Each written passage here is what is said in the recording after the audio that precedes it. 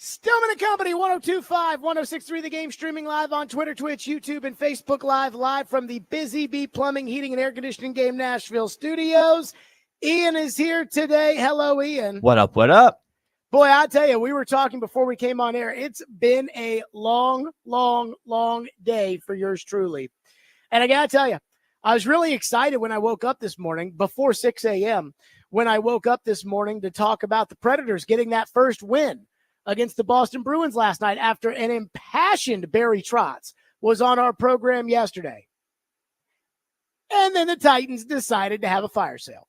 And they've traded DeAndre Hopkins, and now they've also traded Ernest Jones in what was not a bad trade on really either front, but especially the Ernest Jones front. But goodbye, DeAndre Hopkins. Goodbye, Ernest Jones. The white flag is being waved. Just like the sand through the hourglass, so too are these the days of our Titans. And so for me, I woke up. I wasn't shocked by the DeAndre Hopkins trade. I was a little surprised when Brian Callahan said he was sitting out in the fourth quarter because of leg soreness. I'm like, if you're trying to trade a guy, you don't sit there and say his legs hurt. That's the last thing you say. So I guess I was surprised in that regard. I was pretty surprised by the Ernest Jones trade. But I'm not surprised by the decision the Titans are making. The Titans stink, and now they know it. And that, to me, is the revealing facet of today. They stink, and they know it. They're not denying it. They're not saying, well, we're 1-5, but the ball didn't bounce our way, and, there's all these one-score games, and no. They are admitting, without admitting, they are admitting that they are seeing exactly what we are seeing, which is this team they put together stinks. And if they know it, whether it's Chad Brinker or Rand Carthon or Brian Callahan, you don't make these trades without talking about it with Amy Adams Strunk, which means she knows it. She knows this team stinks.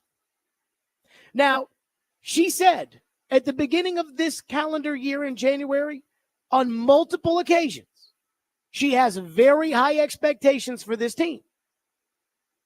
1-5 and losing to Malik Willis and having to eat DeAndre Hopkins' contract and having to take on $4 million in extra salary from Jerome Baker's contract as part of the Ernest Jones trade, and being completely out of it on October 23rd, I don't know what her definition of high expectations are, but I would assume that's not it. Which takes me to what I think the real question here is. Will there be more trades for the... Sure, I guess. I don't know. Whatever. That's fine. The Titans are telling you they know they stink. They know they're not going to win this week at Detroit. They know they're not going to pull a rabbit out of their rear end and make the playoffs. They know this season in which they spent money. I'm not going to sit here and say they spent a ton of money, but they spent money. This year in which they spent money and they fired Mike Vrabel and they pumped the tires on an exciting season and high expectations, and it's all for naught. The Titans are dead. But that's not the question.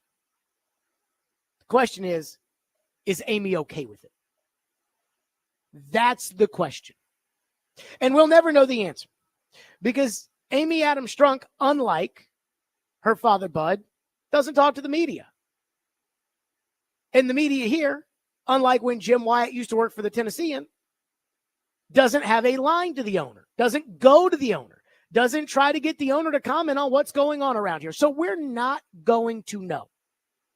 We are not going to know how the owner feels about all of this until she either chooses to talk about it, which history would tell us is not very likely, or she fires somebody or doesn't fire somebody at the end of the year.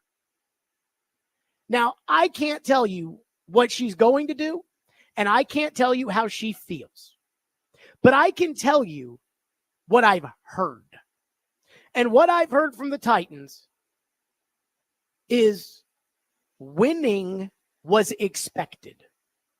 You can't use the word expectation constantly, fail to meet it, and then say, well, no, that's okay. Unless you just have low expectations. But then what that means is everything that you've said in the past isn't true. Now, again, these are the Titans, so we have to remember not everything they say, especially on the record or really even off the record, a lot of the things they've said in the past, not true. So I don't know how Amy feels.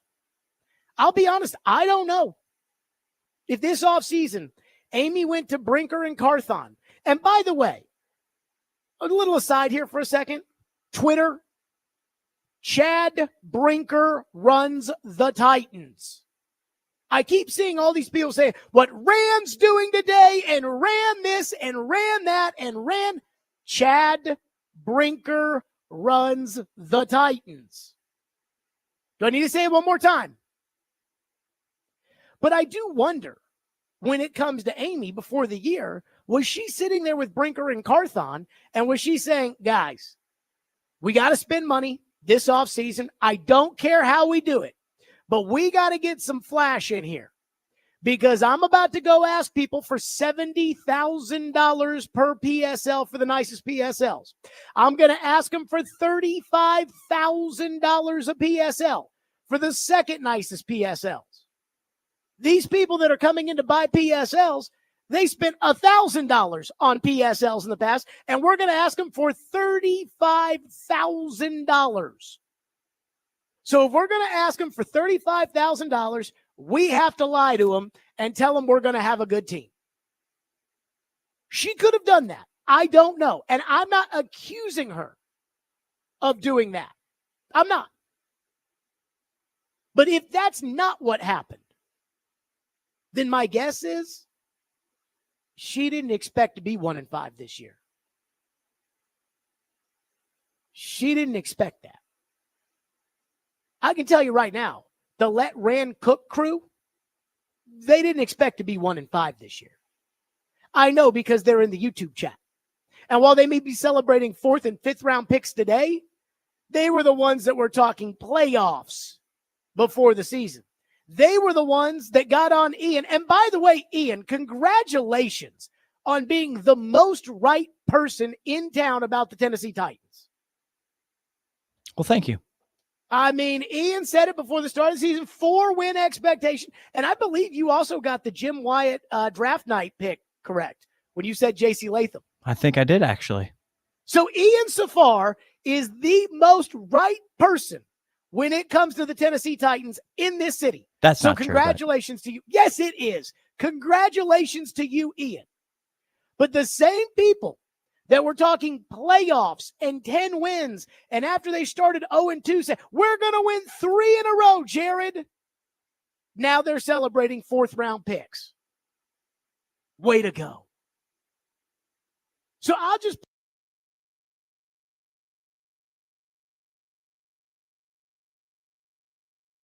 put a general manager that won 61% of his games or was 7-5 and in first place and won back-to-back division titles, which again, you can complain about all you want. Those are the facts. I would be hiring general managers and presidents of football operations and head coaches to go win more games, not to make the team worse. And the only metric that I go by when it comes to the NFL, the only metric that matters is winning and losing. And this team was 7-10 2 years ago. They were 6-11 last year. You think they fired Mike Vrabel and paid all the money to pay him out? You think they fired him so that they could win less games this upcoming season? By the way, we're celebrating 4th and 5th round picks. I was on Kansas City radio today. They said to me, they go, so basically it's a 5th round pick and L'Jarius Sneed in exchange for DeAndre Hopkins and a 3rd round pick.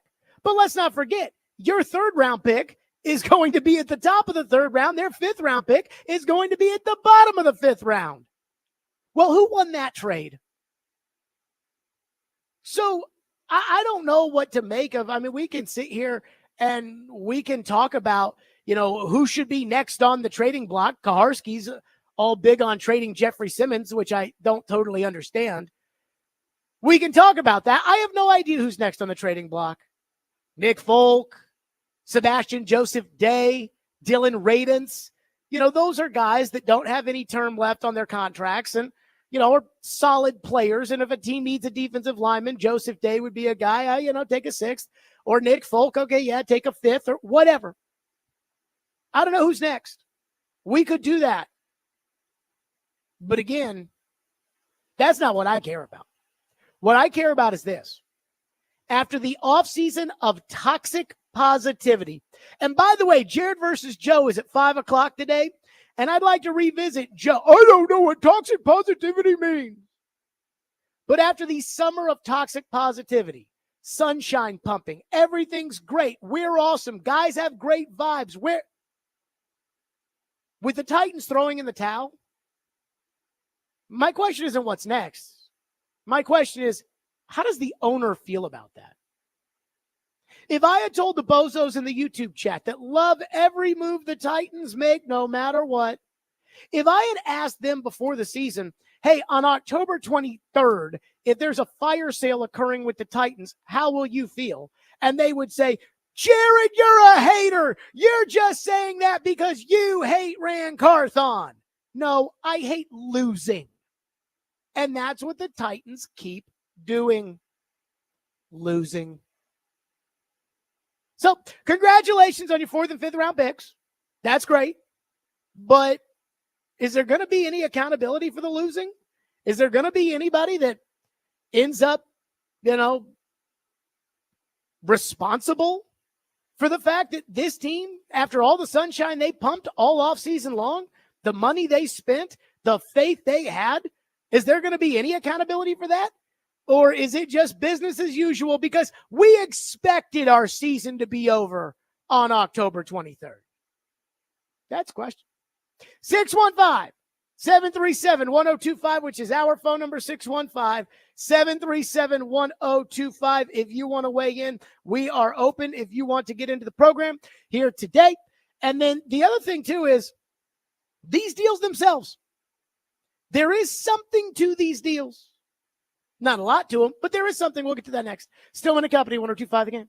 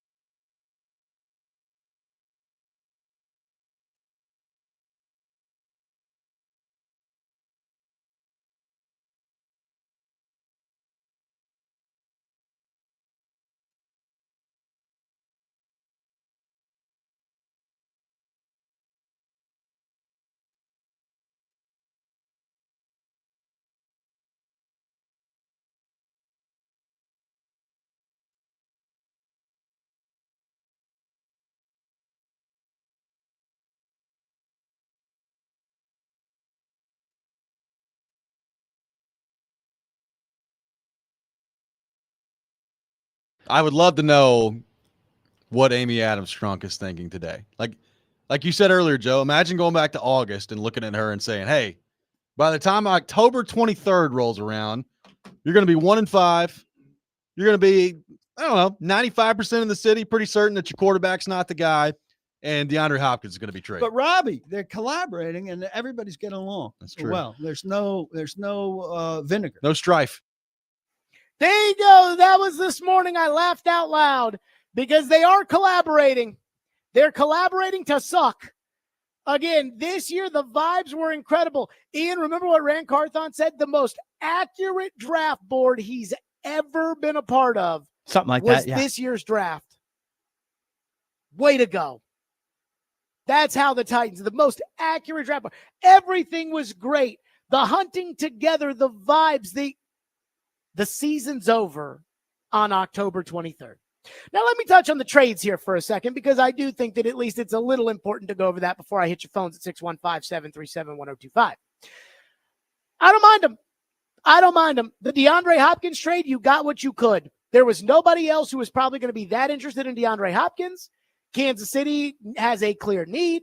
Kansas City is not going to trade the farm for DeAndre because they knew that you didn't need him. And you have to eat on the money. You have to eat the money because the Chiefs are a cheap organization. That's how you win multiple Super Bowls, go back to back. And the Players Association grades give you, as an owner, an F-. You be a complete and total cheap ass. So in order to get the deal done, the Clark Hunt cap, I went on Kansas City radio, Ian, with Jason Anderson this morning. Yeah. And Jason and I go way back. Mm-hmm. We worked together in Louisville. And Jason was talking about, with $4 million in cap space, the Chiefs could only, I said, don't do that to me. Mm-hmm. He said, I know, you think the cap's fake. I said, the Clark Hunt cap is real, and that is real. He don't like to spend money. So, again, you had to eat the money. That's fine. It's not my money. So what do I care? And, again, cap's fake.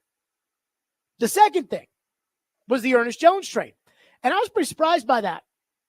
My guess is Seattle called you. I don't know. I kind of am waiting for the second move on the Ernest Jones trade to drop, because I wonder what Seattle is going to do with the $4 million in savings that they get from dumping Jerome Baker's contract on you. I like Jerome Baker. Now, I don't know if he's healthy, and I don't know what he's looked like in Seattle, and I like Jerome Baker. I liked him in Miami. But the reality is the Titans traded a 6th-round pick in the 2026 draft in order to get Ernest Jones. They got a 7th back. And now they traded a 5th to get a 4th and a 6th in this year's draft. Not bad. But you're not going to rebuild your team on 4th and 5th round picks. We fleeced Howie Roseman. Yeah, okay. You got Jarvis Brownlee, who's probably a backup corner. Way to go. You're not going to rebuild your team on that. But as far as the actual trades themselves are concerned, I don't think they're bad trades. I think it's kind of the best you can do. And what these trades represent are, these picks are their chips, their lottery tickets, especially on day 3. But it's the best you can do right now. That's why, again, we can sit here and talk about, well, who should they trade? Nobody on the team that's worth a good pick in return is worth trading. If you trade Jeffrey Simmons, then all of a sudden you have to go get another Jeffrey Simmons. Well, why don't you just keep the Jeffrey Simmons you have and get him to play better? Because we know we can. So there's no player on your team that's worth anything. Nobody would give you anything for a running back who's hurt. Nobody would give you anything for a quarterback who sucks. Nobody would give you anything for a guard that you took with the 11th overall pick. So there's really nothing on your team worth trading that gets you anything good in return. And that's fine. And I don't have a problem with that. So there's these other chips out there they could trade to get a little bit more here, get a little bit more there, or whatever. But this is not earth-shattering for the Titans.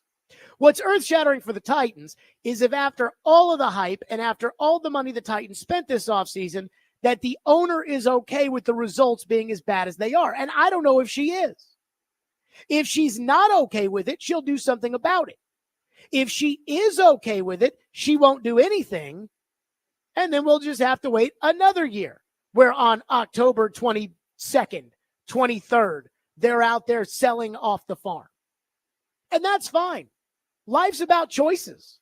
But as far as what they did today, I mean, I got a buddy that's texting me that's like, I mean, the horse race trade to turn a fifth into a fourth. And then I'm like, whatever. I mean, I don't care about that. You know what I care about? I care about getting a right tackle. That's what I care about. But again, I guess minor victories for whatever that's worth. Phone lines are driven by WilsonCountyHyundai.com, 615-737-1025. One texter says here on the program that they sent this to the midday show, and Willie did not disagree. Well, now I'm reading it, and it's kind of racist, so I'm going to let that one pass because we're not doing that on the show. I hate to break it to you. We're not doing that. One texter says, I want Jared's opinion on this. With the latest trades and green light to do so from the owner, is this a vote of confidence in making no changes with Rand or Chad, or both for that matter? That's Dan from Murfreesboro. I don't know. That's the question. Like, that's the question that we don't know the answer to. You know, it's kind of like the election, right? Nobody knows who's going to win the election.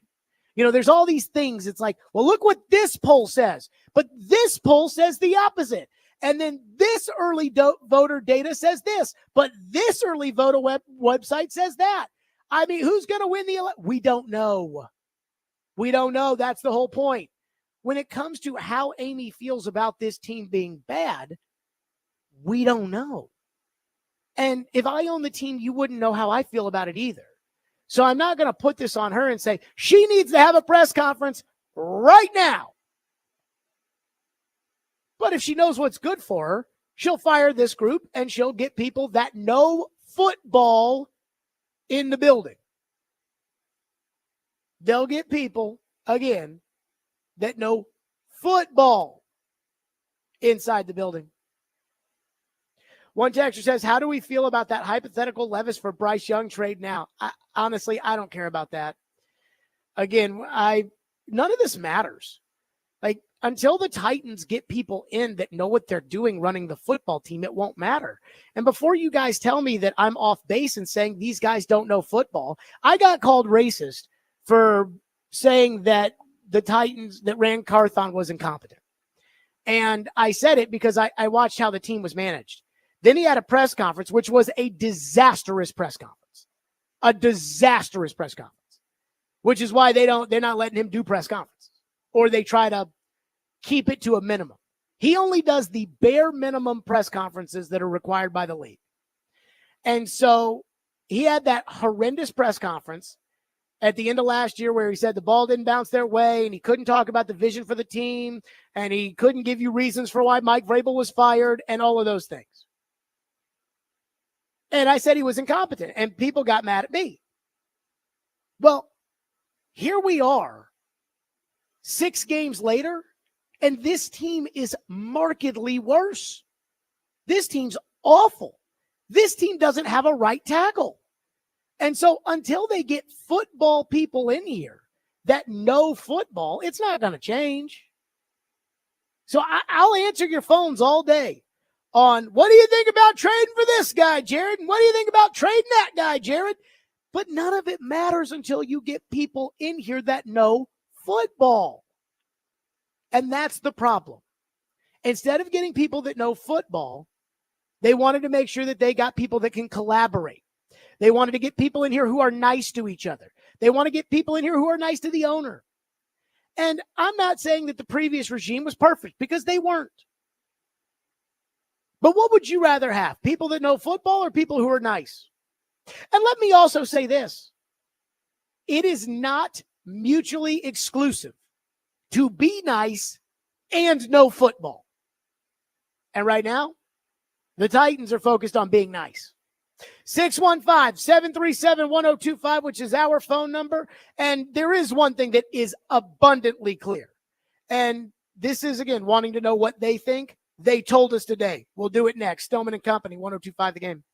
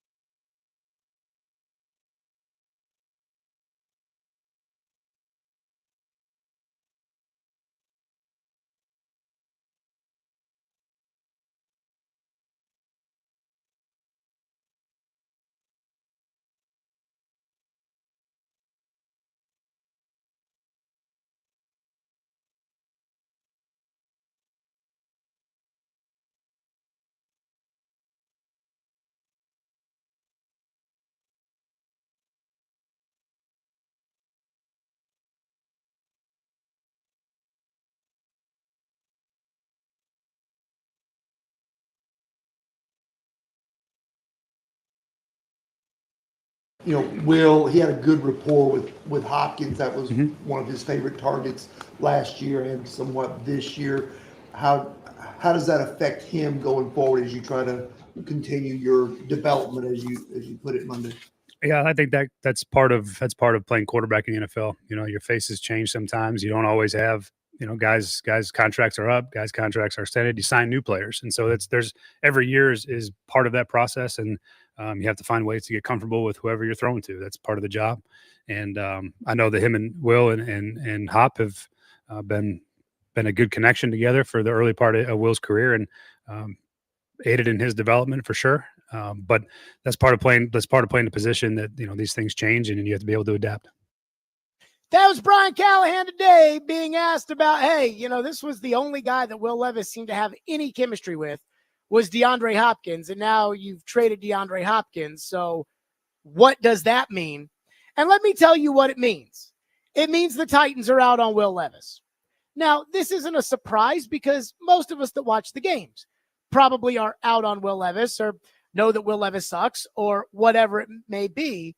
But if the Titans had faith in DeAndre Hopkins, or excuse me, in Will Levis, they would have kept DeAndre Hopkins.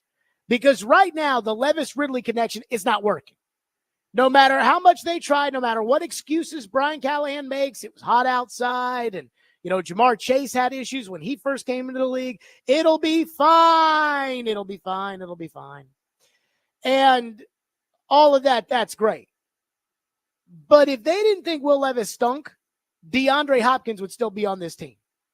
Because I could see the case. See, I'm interested in losing every game the rest of the way. I want the number one pick. And it's not just to draft a quarterback, but it is to give me options, including the option to draft the best quarterback. But if the Titans were sitting there thinking they had a franchise quarterback, even at 1-5, they would keep Hopkins because they'd tell themselves, well, we need him for the young quarterback. The Titans giving away Hopkins for a bag of footballs means they don't think they need him at all for the young quarterback because they don't think there's hope for the young quarterback. And I get it. I don't have hope for the young quarterback anymore either. But the Titans will say things to the contrary, and it's just not true. On Monday, the belief was, hey, this season's about seeing what we have in Will Levis. And on Wednesday, they're trading away the only guy Will Levis feels comfortable throwing the ball to. I guess I would take that back. I think he feels comfortable throwing the ball to NWI too. But that's it. So, again, I'm trying to figure out, okay, and I've always said this. Listen to what people tell you by their actions, not by what they say. Forget about what they say. Last week, Brian Callahan said the goal was to win, that the point of the season was to win games. This week, he said, now that the winning is in the rearview mirror, he said that the point of the season was to develop Will Levis or to find out what they had in Will Levis, which, again, it's kind of counterintuitive, right? So forget about what they say. And I always tell you this during free agency. Don't worry about what they say, worry about what they do. In this case, if they thought that there was a redeemable quality with Will Levis, they would have kept Hopkins. So at least we know now they're out on Will Levis, which again takes us to the great unknown, which is Amy, who I think really wanted Will Levis to succeed, whose future son-in-law is golfing buddies with Will Levis.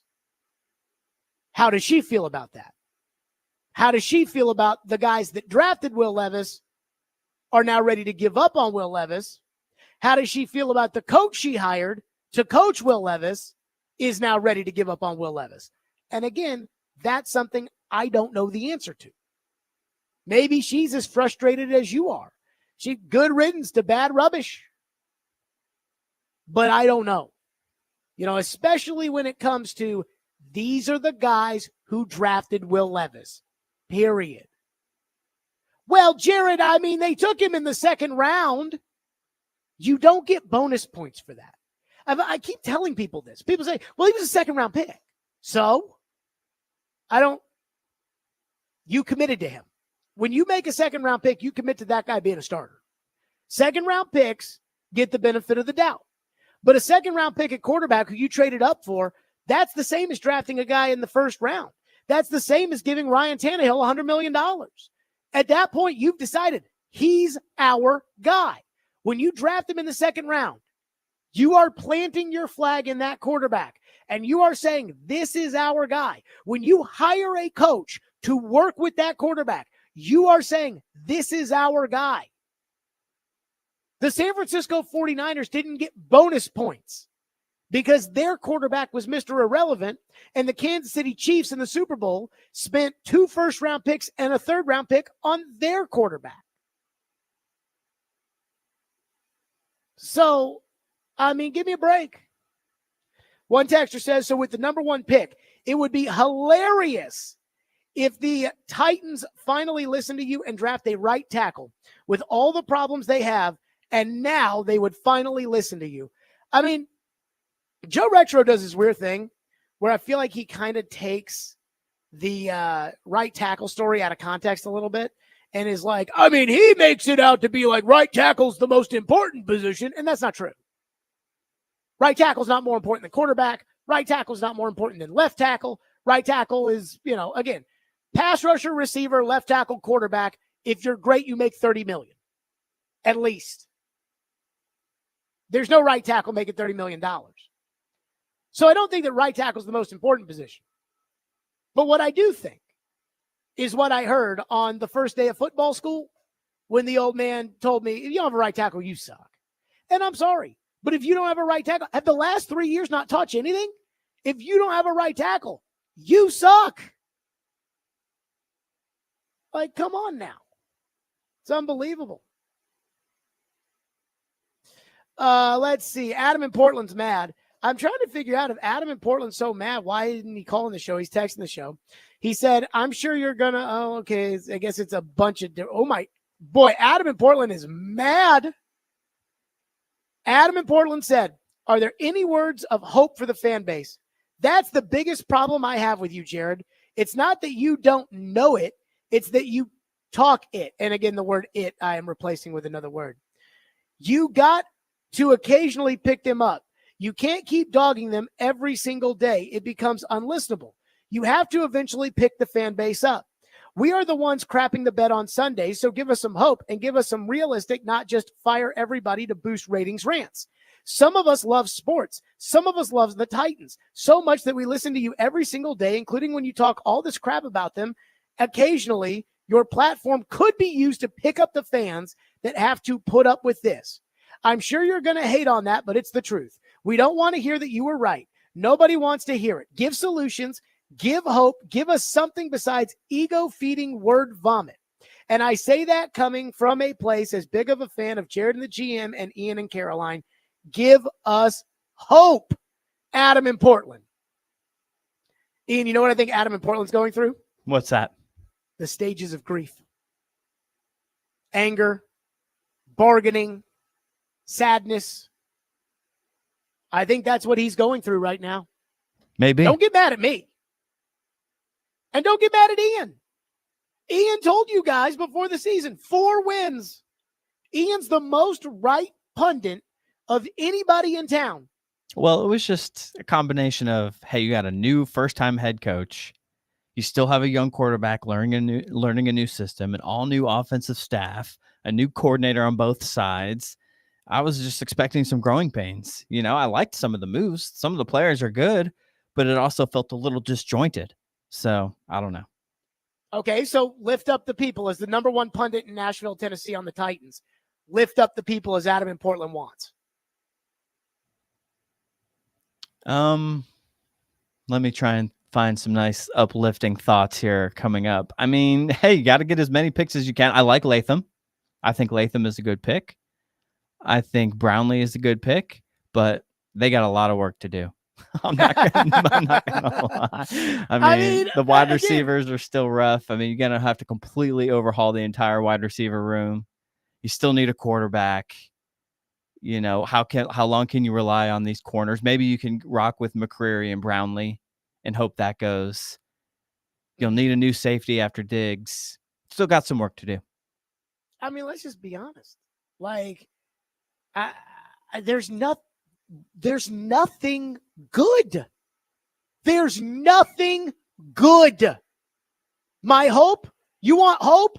Fire everybody, get somebody in here who knows football, and with the draft pick that you'll have at the end of this season, and I'm not going to say cap space because cap space is fake, but there's $100 million coming off the payroll. You know, I think you're committed to $150 million next year, and there might be some guys that are like, we don't need to pay this guy any more money, cut him. So you should have about $120 million or whatnot to go spend in free agency. If you bring in a guy who knows football, just like John Robinson did in 2016, just like Adam Peters did this year with the Washington Commanders, you can turn it around quickly.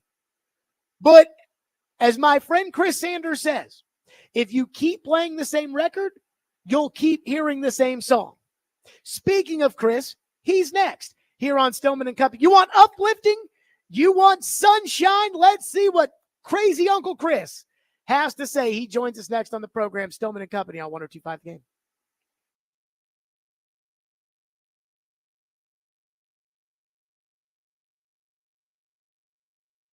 Hey, it's Jared for Window Nation. You want to trust real experts that know what they're doing? Talk to Window Nation. That's right. Because right now you can buy 2 windows and you'll get 2 free. Plus you'll pay nothing for 24 months. So if you need to replace those windows, and trust me, if you've got old windows, that's going to be a problem when it gets cold. That heat starts to pop right through there. Get the energy efficient windows that will be great for your bills. You need them. They're great. That's why I love Window Nation.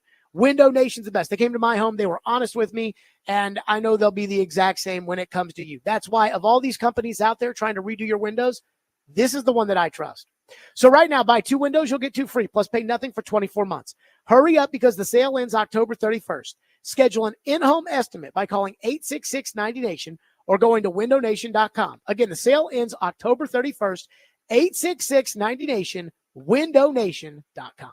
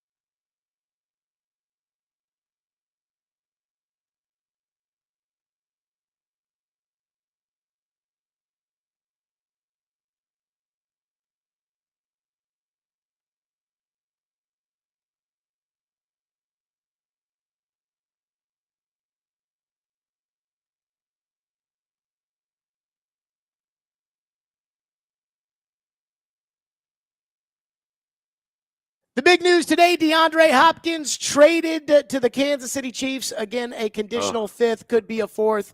And again, who knows about all that. And the Titans are eating half the salary, which for the Titans, that is something that I think is a little surprising, but not given the fact that it's the Chiefs.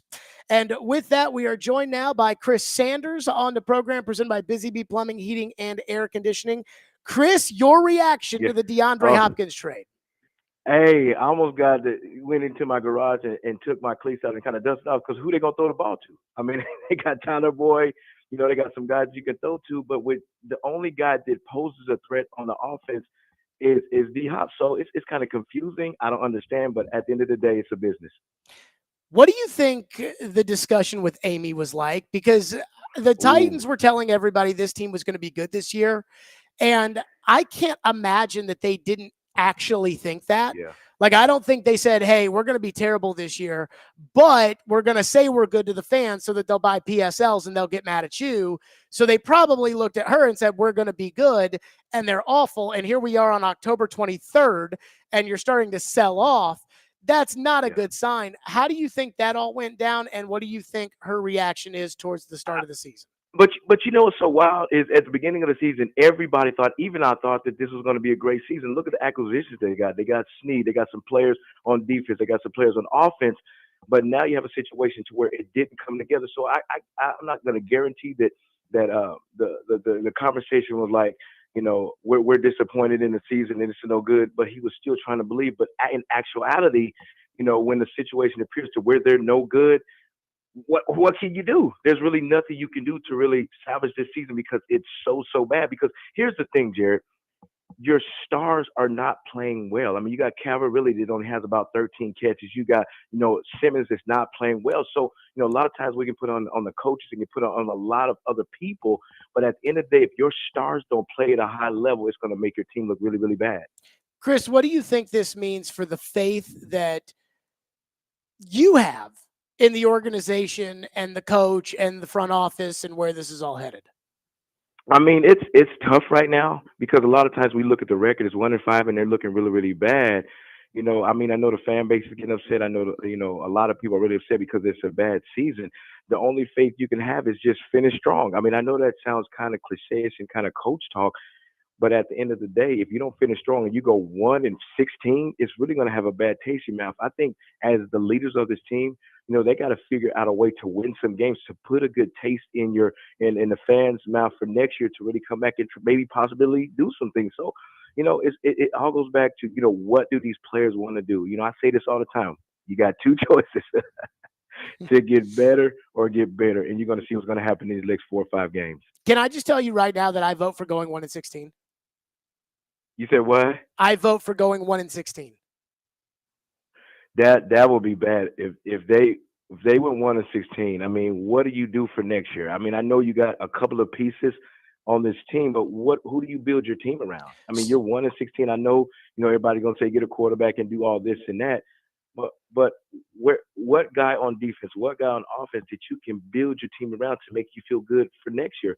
So those are kind of the questions that need to be asked. Those are kind of the things that they're going to have to face. If they go 1-16, I mean, what's the fan base going to be? What's it going to be like next year? I know everybody's going to be excited about the draft and all those things, but are you going to be excited about this Tennessee Titans put something good on the roster and making some plays and doing what they're capable of doing? Well, I'm just going to tell you where I sit, and you can knock it or like it or whatever you want, but I don't know where Amy stands with Brinker and Carthon. You know me. I'm out. I think these guys are buffoons, and I think they're snake oil salesmen, and I want some football people in the building. Because, again, no disrespect to Amy, and I hear you. I don't look at myself when I say, get somebody in here that knows football. Like, I don't look at myself and think that I know football. Like, I don't. Not like, again, what we are used to in terms of the management of a football team and what our level of knowledge about football is. We know there's a difference.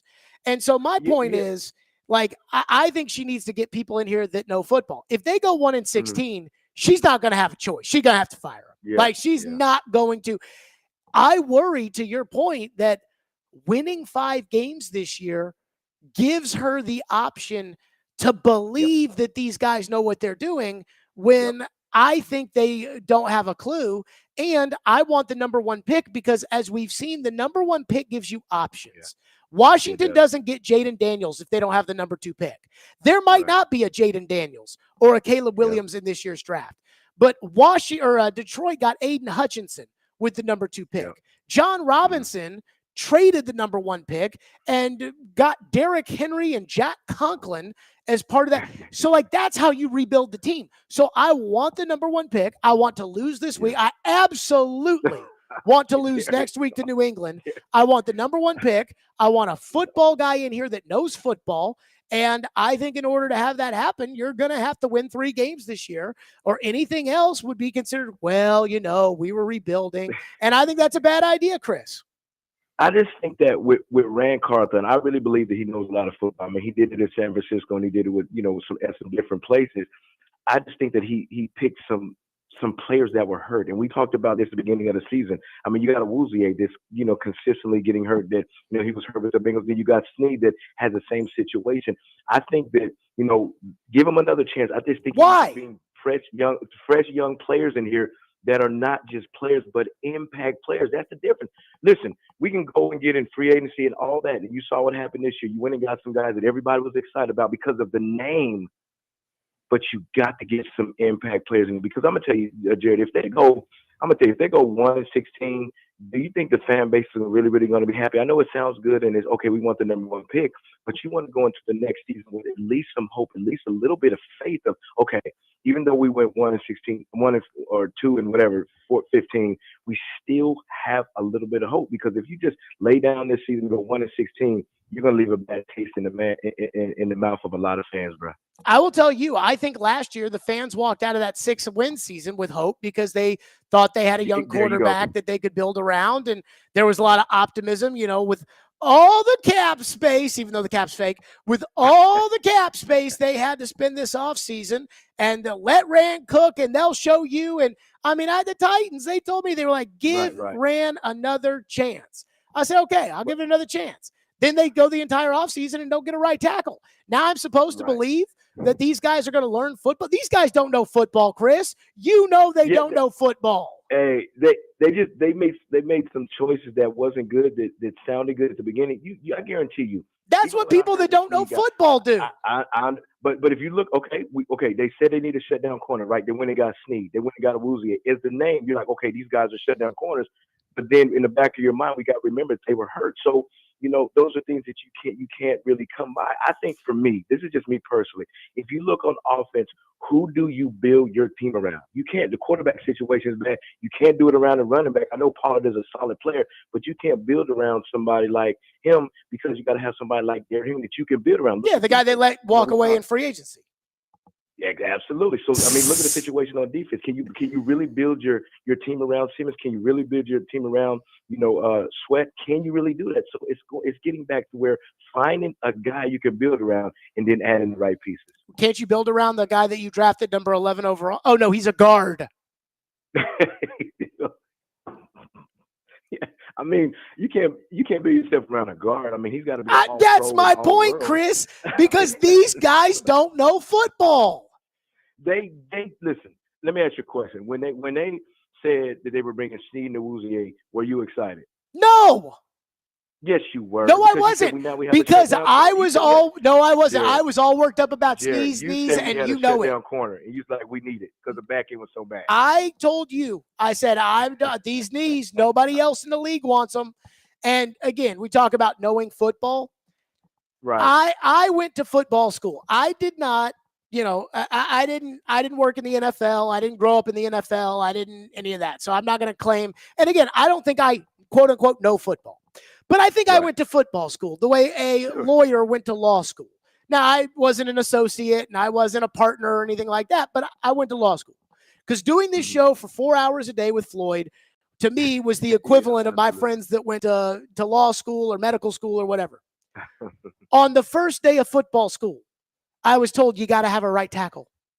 In football school, I learned if you take a guard in the top 10, and 11's close enough, if you take a guard in the top 10, he better go right to the Pro Bowl and then end up in the Hall of Fame. They took a guard who sucks. These guys don't know football.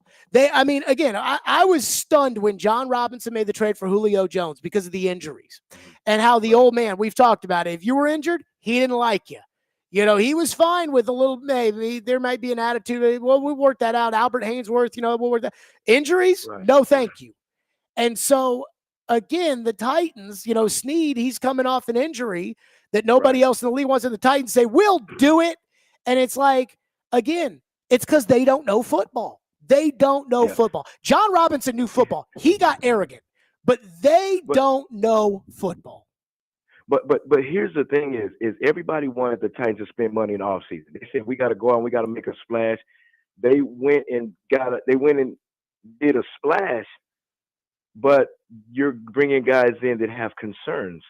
You have Snead that was a shutdown corner last year, but what? He was consistently hurt. Owuzie, great at Cincinnati, but consistently hurt. So you have those things because at the beginning of the season, I was hyped. I'm like, okay, this defense is going to be good, which they are. Okay, this offense is going to be explosive because they got Calvin Ridley, they got D-Hop, they got guys that can make plays down the field.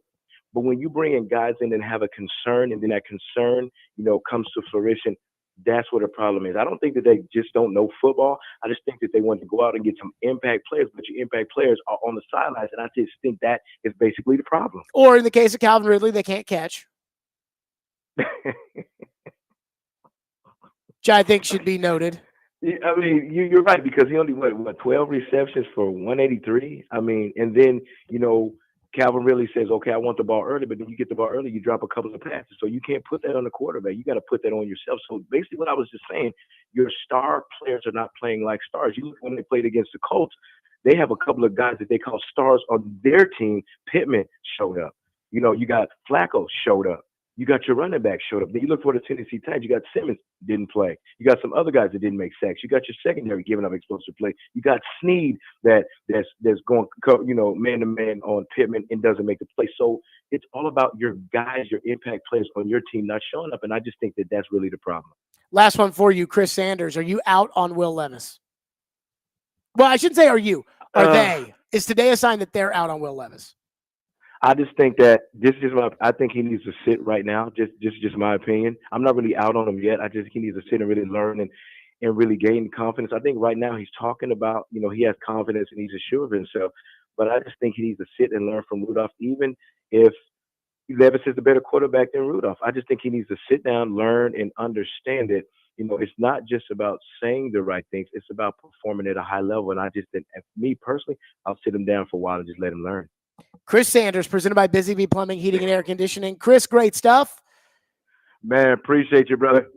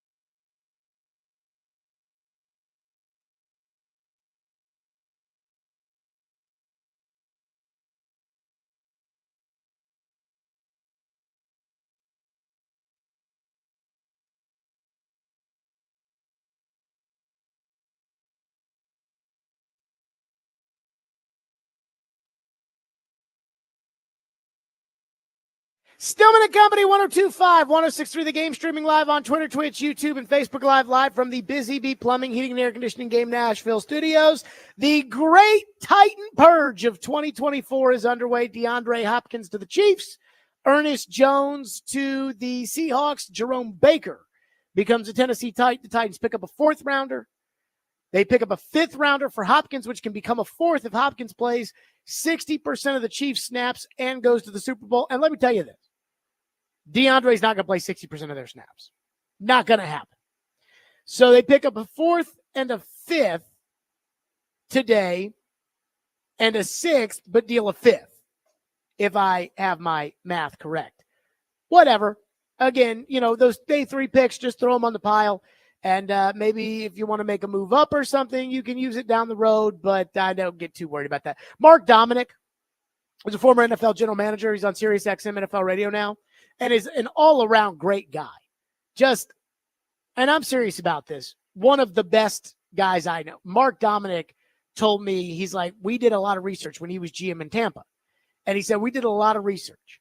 And it was, get as many top 60 picks as you can get. That's what you want. Anything outside of the top 60, but get as many top 60 picks as you can. So I put a poll out on Twitter today because it's obvious after the entire summer of let Rand cook that the Titans are in fact bad.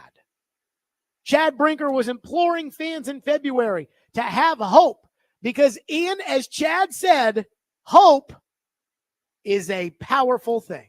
That it is. I guess. But it's not powerful enough when you don't have a right tackle. It's not powerful enough when your quarterback regresses, and it's not powerful enough when you spend $25 million on a receiver who can't catch. So now that we know this season's over, when do you expect the Titans to be good again? And most people, according to the poll, 68% say 2027.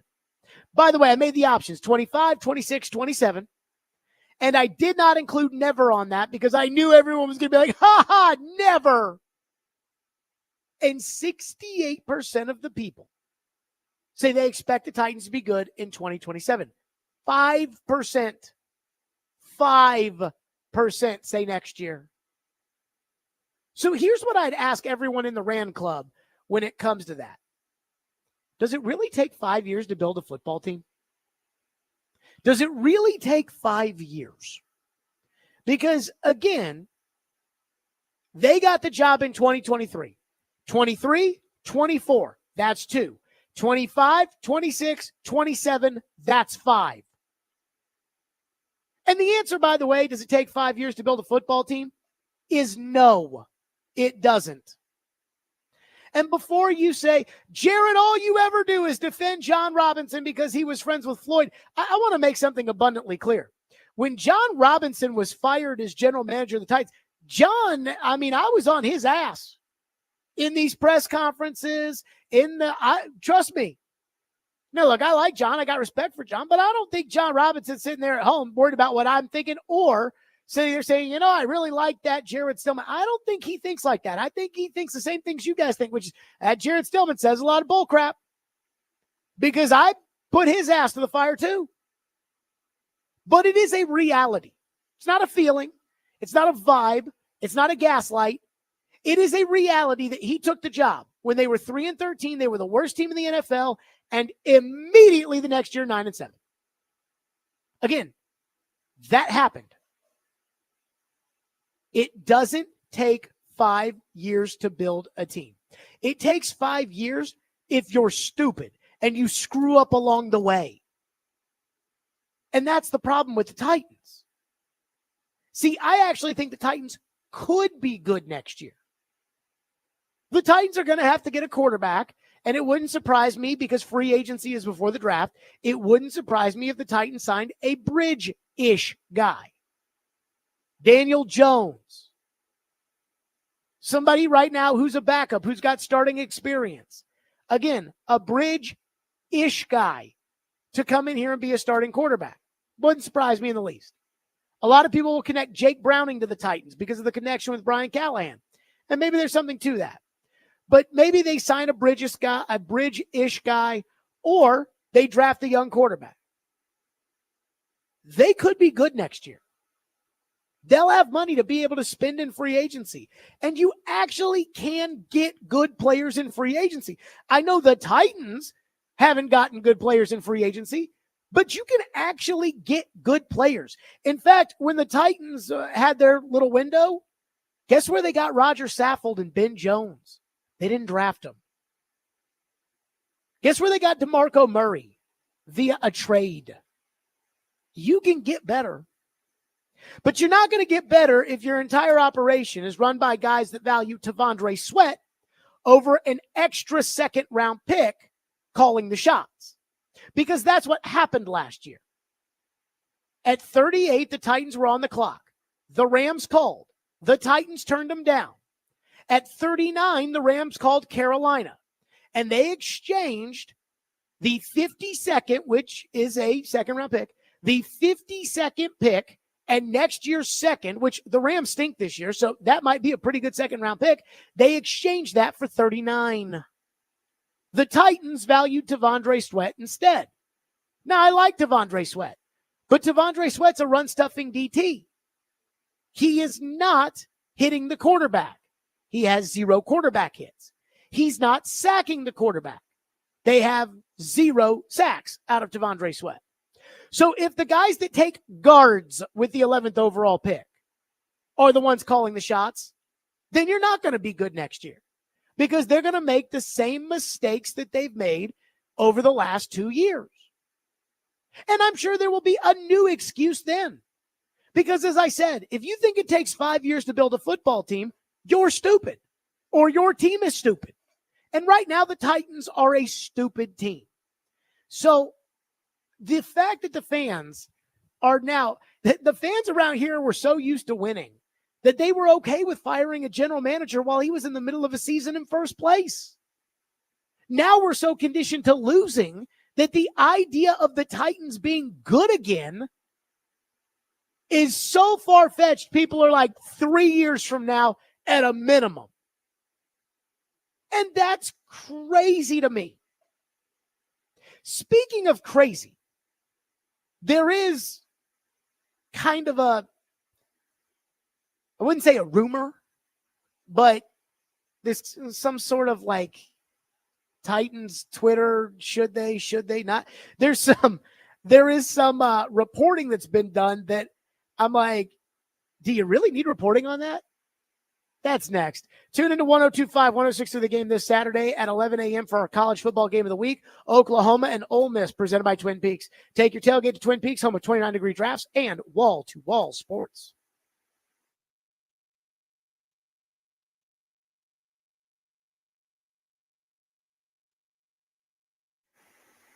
Here to tell you about Hiller Plumbing, Heating, Cooling, and Electrical. That's right. I love Hiller. They take great care of my home, and they can do the exact same as you. Guess what? Right now, it's spooky season, and everybody is thinking about Halloween. This month, it's all treats and no tricks with my good friends at Hiller. That's right. They take care of my home. They'll do the same for you. During their spooky good fall giveaway, get a free Blackstone griddle, Solo stove, or Yeti Tundra cooler with select home upgrades. Or enjoy $99 specials like HVAC tune-ups. So visit happyhiller.com today for all the details. That's Hiller Plumbing, Heating, Cooling, and Electrical. Proud supporters of the Preds, the Vols, and Vandy. Hiller, call the Happy Face Truck today.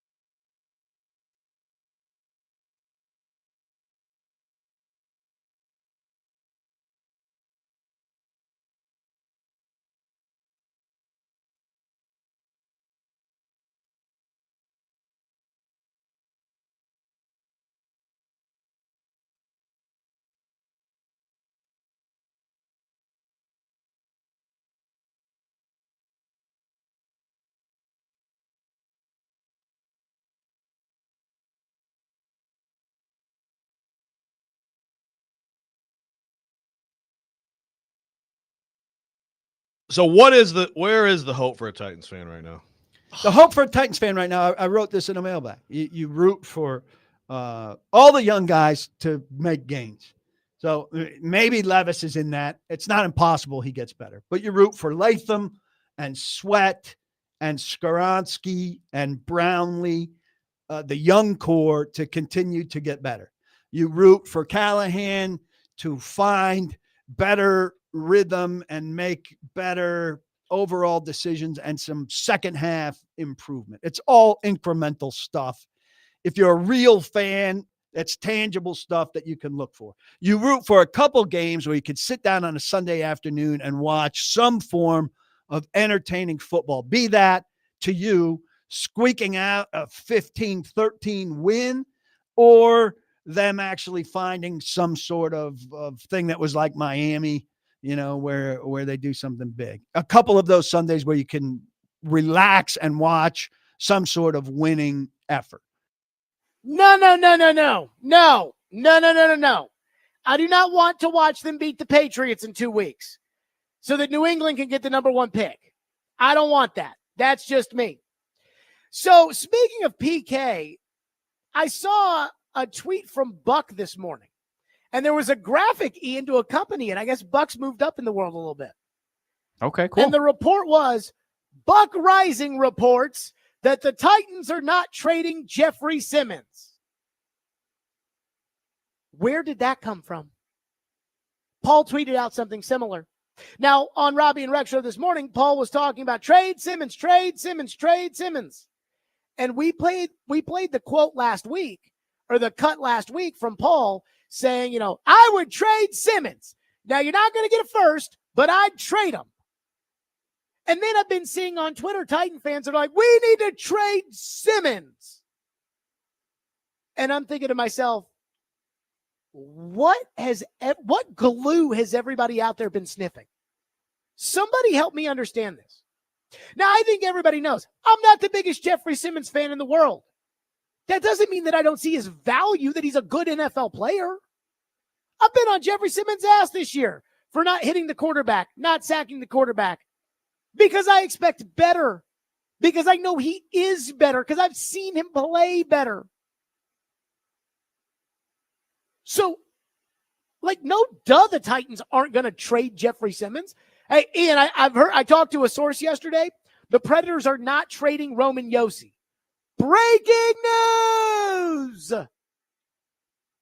Breaking news! Sources confirmed to Jared Stillman at 102.5 The Game that Josh Heupel is not on the hot seat at Tennessee. No duh. And yet, there's so many people in this fan base that think this team needs to trade Simmons. I don't understand it. Now, I also don't understand how, and maybe I just need to stay off of Twitter, I don't know.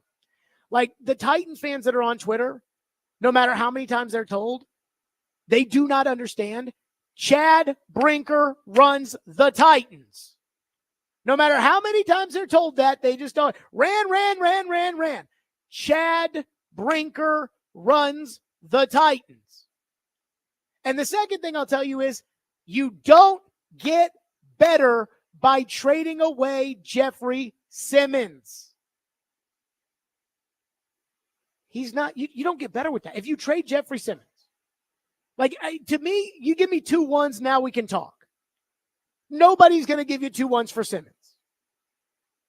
But I think a lot of people are like, you know what, we just need to move out from that contract. And Paul's tired of Simmons being a whiny crybaby. That's what that's about. And it's not personal. I don't think Paul hates Simmons the guy. But I think Paul is tired of watching Simmons the guy get up in front of his locker room or his locker, act like he's Derrick Henry, and go out there and hit the quarterback 1 time over 3 weeks. That's what I think he's sick and tired of. So he's like, bad leader. And I would agree. I don't think Jeffrey Simmons is a leader. But I don't think you get better by not having Jeffrey Simmons on your team. If you trade Jeffrey Simmons, the next thing you have to go do is then draft the next Jeffrey Simmons. Why would you do that when you have Jeffrey Simmons? And you've already paid Jeffrey Simmons. So what's the point? So that doesn't make any sense to me. But here's what I can't get over. What I can't get over for the life of me are the same fans that are saying, we need to trade Simmons, Jared, presumably for a second-round pick, who thought it was a great thing that the Titans didn't trade down and get an extra second-round pick from the Rams for Tavondre Sweat. So that defensive tackle was so important that you didn't want the extra second-rounder next year, so you'll trade the better, more established defensive tackle for a second-rounder next year? Make it make sense. Like, somebody explain this to me. Now, I'm not convinced that Tavondre Sweat would have been taken between picks 38, well, really 39, because the Rams would have taken the Braden Fisk. I'm not convinced Tavondre Sweat would have been taken between picks 39 and 52. Could be wrong, but I'm not convinced of it, given all the off-the-field shenanigans and everything else that followed Sweat. So you could have traded down, picked up the second rounder in next year's draft, and still drafted Sweat. But let's say Sweat's gone. I still think this 52nd pick plus a second rounder next year is more valuable than the second DT. Especially a guy who doesn't hit the quarterback. And he didn't hit the quarterback in college, even though he was a good player. He didn't hit the quarterback in college. So it's crazy to me that you guys, and I say you guys because it's not everybody, but there's a group of people out there that want to trade Jeffrey Simmons for a second-round pick, i.e. Paul, want to trade, and Titans Twitter want to trade Simmons for a second-round pick, and yet champion the fact that the Titans didn't pick up the extra second-round pick by trading out of the Tavondre Sweat pick. Simmons is better than Sweat. Now, will Simmons always be better than Sweat? Probably. But right now, Simmons is better than Sweat. Here's what you need with Jeffrey Simmons when it comes to the Titans and getting better, and you need him to play his best and be a passenger on the leadership bus. Like, you need real leaders on your team, so you don't have to pretend that Jeffrey Simmons is a leader, and let him just go out there and be a player. Because when he's the 8th most important guy, he's a player. When you prop him up, make him the number 1 most important guy, he starts to become more than what he is. He starts to think he's more than what he is. He starts to act more than what he is. And every little thing that he doesn't do right, he takes personally because he's not a leader. And that's fine. It's like when Mike Mularkey took off the C patch off of Taylor Lewan. Taylor Lewan was a good player. He wasn't a good leader. He's not a leader. And that's okay. But this idea that, oh yeah, they need to trade Simmons. And then, okay, you think your pass rush is bad now. Go trade Simmons and see what happens. By the way, I do love this thing with Titans Twitter, where it's just like, Tavondre Sweat is so good. No, he's a fine run-stuffing DT. Where was he on Sunday against Buffalo? Did you see him in the backfield? Did he rush Josh Allen at all? Did he hit Josh Allen at all? No and no. Because that's not what he does. But that's what you need out of the 38th pick. One texter says, replace Simmons. Don't you have to replace a wide receiver and an inside backer that you just traded away? Well, those guys had expiring contracts anyways. So when it comes to the inside backer, you would have had to re-sign Ernest Jones in free agency or re-sign DeAndre Hopkins in free agency. And so that is, to me, I think that's simple. I don't get this whole, like, how could you trade Ernest Jones? I think it's simple. You stink. You know you stink. Seattle offered you a 4th-round pick. They're giving you an inside backer in return. A guy I liked when he was in Miami and Jerome Baker. That's easy. I mean, I'm sorry. Like, that's easy. Somebody said, watch the games, Jared. Sweat's good. Yeah, he's a good run-stuffing DT. Just like Nick Folk is a good kicker. Should you use the 38th pick on him? Run stuffing DTs and guards. That's how the Titans think they're going to get better. They think they're going to get better by drafting running backs in the top 100 when they have Derrick Henry and spend $8 million on Tony Pollard. I don't get it. But that's okay. That's okay. I mean, it's just, you're not good because of the mistakes you've made. And then when we point out the mistakes you've made, you defend the mistakes. And that's so annoying. 615-737-1025. So a lot of people are saying the Titans are rebuilding. This is a rebuild. Well, today proves the Titans are at least retooling to a certain extent. But let's not pretend, fans and Brian Callahan, that we all had the foresight that Ian had at the beginning of the year. Because that's what's happening now. We'll do that next. Hey, Preds fans, don't miss tonight's Smashville live show at Brewhouse Brewhouse 100 in Bellevue at 6. That's Brewhouse 100 in Bellevue. See your Predator star players up close and personal and also get autographs and pictures. The player guests will be Mark Delgazzo and Zachary LaRue. That's this Wednesday night at Brewhouse 100 in Bellevue. Tonight, right here on your home for the Predators, 102.5 The Game.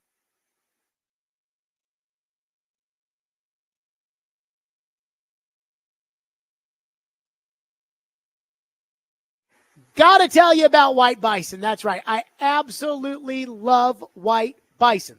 And White Bison knows what you're craving this time of the year, or what your 4-year-old might be craving this time of the year. Pumpkin. So try their pumpkin cookie frappe, pumpkin spice latte, or vanilla shaken espresso with that pumpkin soft whip. They're irresistible. Plus, White Bison Rewards members get your 8th drink for free. And while you're there, check out their sandwiches and wraps, all freshly prepared right when you order. And for your sweet tooth, try their fresh baked pastries. They go perfectly with any premium coffee, expertly prepared by the roast masters. That's White Bison and twice daily. White Bison, finely crafted for your everyday.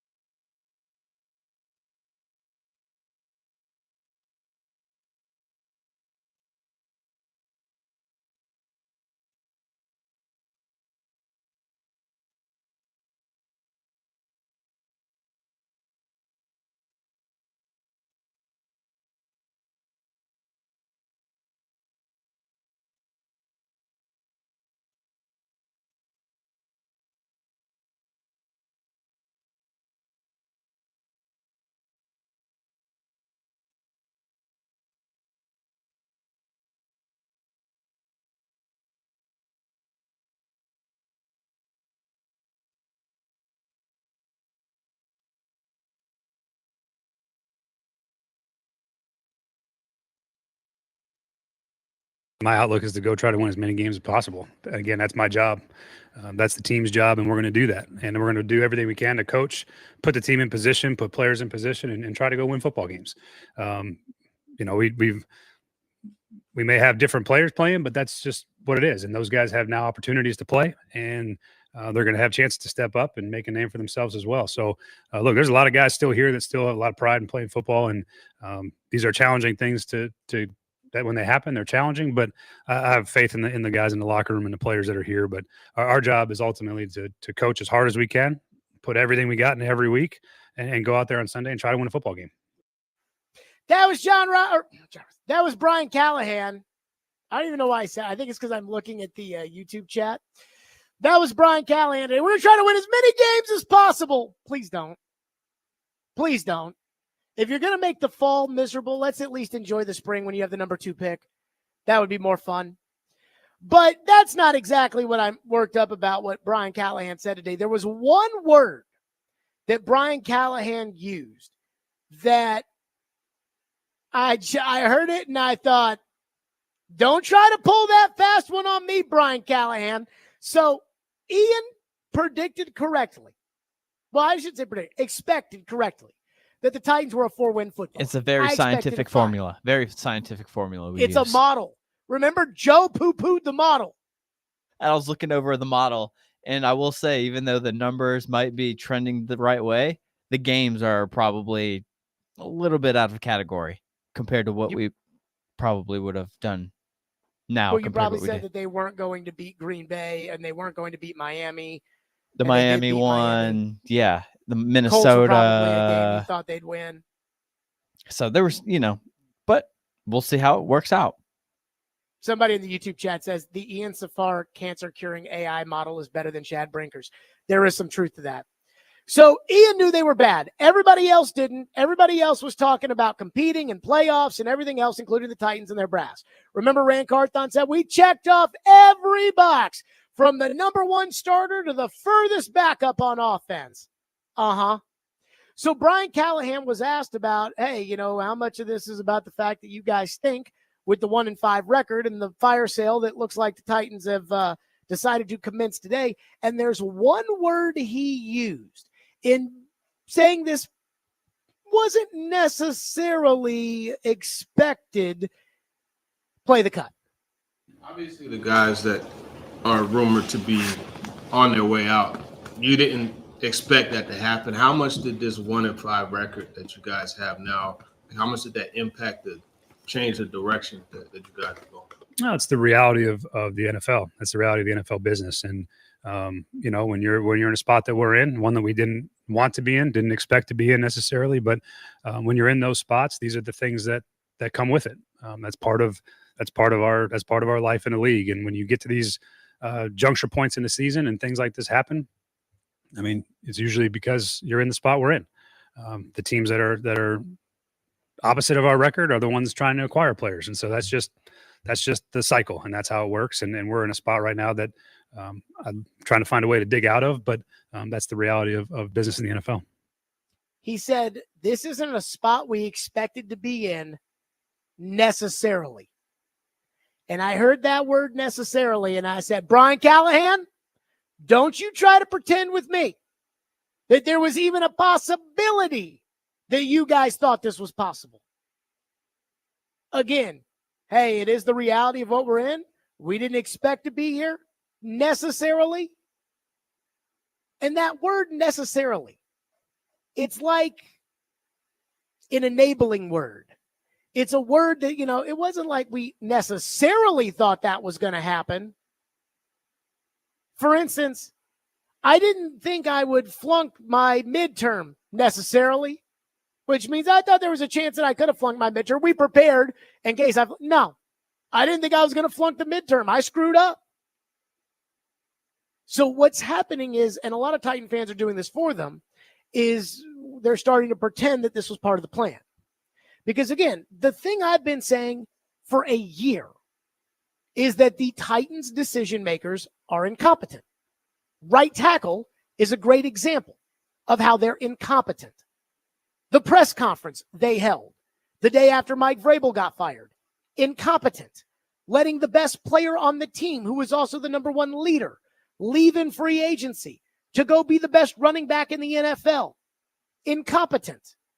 Signing a 25-year-old or 29-year-old receiver for $25 million that can't catch? Incompetent. That's what the Titans are.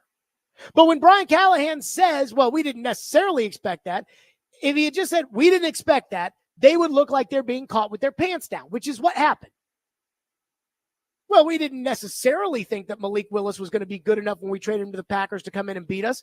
No, you didn't think Malik Willis was going to come in here with the Green Bay Packers and beat you.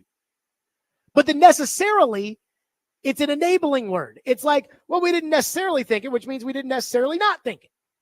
No. This wasn't a plan. The Titans didn't plan this. And the last thing that I'm going to be okay with is for us to sit here and act like, you know what, the Titans have control of the situation, because that's what this is about. Do the Titans have control? Like, do they know how to fix this football team?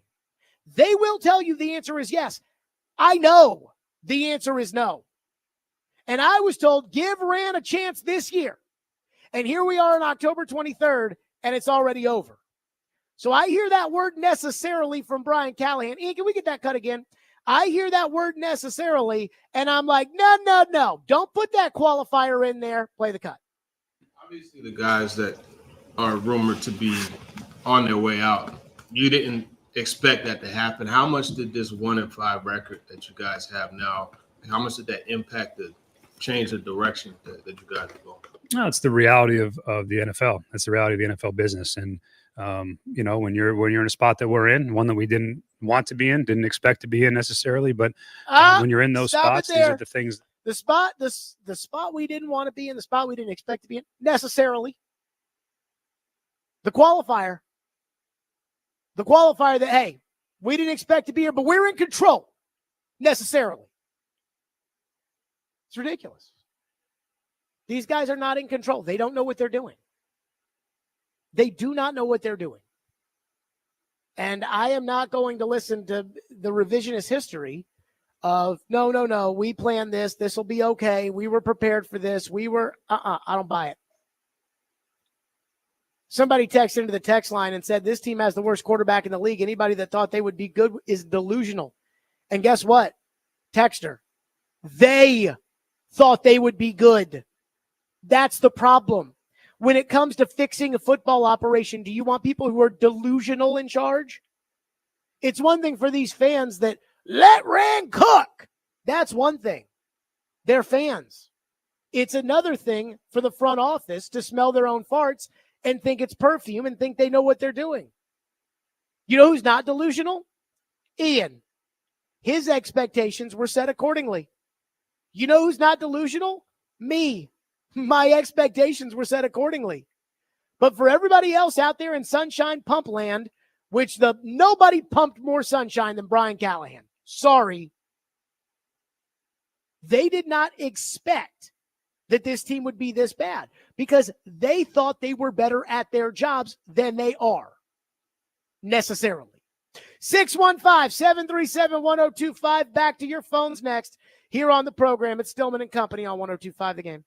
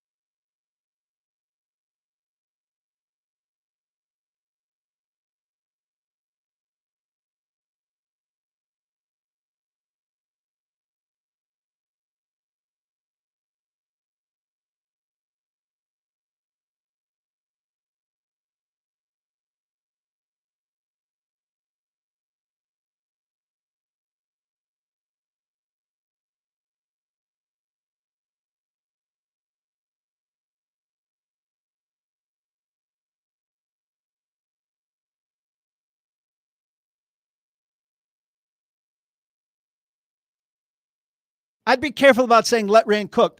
Rand cooked them into this with all of these veterans who aren't doing anything. So you can't throw a parade for Rand having a fire sale 6 games into the roster that he assembled that was supposed to contend. So don't throw a party for Rand if he gets you a second or a third for Harold Landry and a conditional 5th for DeAndre Hopkins. Please stop short of that. That was Paul Kaharski this morning. And Ian, that did not stop Adam Schefter from pumping Rand Carthon's tires today. Did he tweet out a chef hat? Adam Schefter at 3:30, quote, "This is how to make the system work. In August, Titans GM Rand Carthon traded a 2026 5th for a 2026 6th and linebacker Ernest Jones. Now Carthon has traded Jones to Seattle for a 2025 4th and linebacker Jerome Baker. So basically, Carthon traded a 2026 5th for a 2025 4th, a 2026 6th, and Jerome Baker. Way to go, Rand. Here's how to make the system work." First of all, Adam Schefter, come on now. Adam Schefter's doing this to ball wash Rand Carthon because that's how the insiders get information. I hate to say it, but if you listen to Elliot Friedman, he never talks about firing a coach. He never talks about firing a GM. Because if he starts saying they should fire Johnny, Johnny's never going to give him any information anymore. You see it with agents too. If you ever see an insider, Ian Rappaport, ever put out there, "Great deal by Johnny Joseph of the CAA to get this guy this contract in the draft," it's because he wants information. This idea that Adam Schefter is going to tweet out to 20 million people or whatever it is for Adam Schefter that Rand Carthon did a great job in getting a 4th rounder in the draft while building a 1-5 team with a 2nd-round quarterback that he used a 3rd-round pick to go up and get is delusional. But that doesn't matter to Adam Schefter. That doesn't matter to Adam. What matters to Adam is that these people like him so that when there's about to be a trade, Adam gets the text message 25 seconds before everybody else does. That's what Adam Schefter's doing. There was a story in the Washington Post about Adam Schefter and about how he buys gifts every Christmas for his sources. Yeah, I buy gifts for the PR staffs in town because, quite frankly, I think I make their lives miserable. But this idea that Adam Schefter's got to send chocolate so that you'll give him a scoop, and he's got to go out there and scratch Rand Carthon's back, that's embarrassing. And I commend Kaharski and Buck because they both quote tweeted this and are like, no. We're not throwing a parade today for Rand Carthon getting a 4th for Ernest Jones. The problem is they traded for Ernest Jones in hopes that Ernest Jones would be a meaningful part of a good team. And the problem is he's not. Hate to say it. One texter into the text line says, "Rand has drafted 13 players in 2 years. This is hardly the team he constructed." First of all, let me just say this. Chad Brinker runs the Titans. I'm just going to say this over and over and over and over and over and over again because so many people, because I think I'm getting out in front of something, which is I think the Titans are going to blame Rand at the end of the year and fire him. And then they'll make Brinker the guy who's in charge for everybody to see and know. And then after next year, they'll fire him and Callahan. And I'm trying to get out in front of this because I want them all gone. Now, Callahan, again, Paul always yells at me and says that I don't operate in nuance. And I don't necessarily think that's true. But the nuance about Callahan and whether or not he should keep his job for me is all about what the next general manager wants to do. There's a chance that the next general manager could come in here and could say, no. I like Brian Callahan. He can be my coach. But it's more likely than not that the next general manager would want to come in here and hire his own coach. And I'm not going to stop the next general manager from doing that. You know, somebody texts in and says, this is the same old tired thing you always do, Jared. Fire everybody. Willie Donnick's been saying that. Like, that's all you do. Fire everybody. But let's think this through. Did I want to fire John Robinson when they fired him? No, I did not. Did I want to fire Mike Mularkey when in 2 years he got you to the playoffs and won a playoff game? No, I didn't call for that. You know what firings I've called for? Jerry Stackhouse at Vanderbilt, John Hines and David Boyle at the end. The guys that aren't getting the job done, and it doesn't look like they're going to get the job done. That's why last year I had seen enough. I said, time to clean house. When it comes to Vrabel and Rand, it's time to move. It is time to move off. And everybody said, you're racist and that's not fair. And that's not like, again, I want people that know football running the Titans. But that's just me. And there's nothing personal here. It's we want to win. I want to win. Not almost win. Not come after the, oh man, if this hadn't happened, or if this guy had caught that ball, or if this coach, I don't want to do that. I want to win. One texter says Adam Schefter left out the most important part of that trade. 5 losses. Bingo. I mean, that would be like saying, here's how the system works. They signed DeAndre Hopkins, don't give up any draft picks for him, and trade him for a conditional 5th rounder. Yeah. That's how the system works.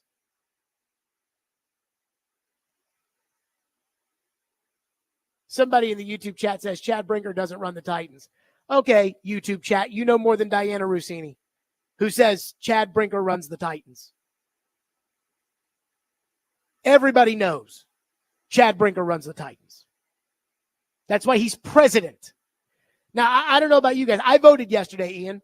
And you know who was ahead of the vice president on the ballot? Who's that? The president. Mm. When I went to vote, it was voting for president and vice president, not voting for vice president and president. Chad is the president. Rand is the vice president. The Titans have told me Rand reports to Chad. Diana Rossini has said Chad Brinker makes decisions for the Titans. Chad Brinker runs the Titans. I mean, it's unbelievable. One texter says 1 win and 5 losses is not acceptable.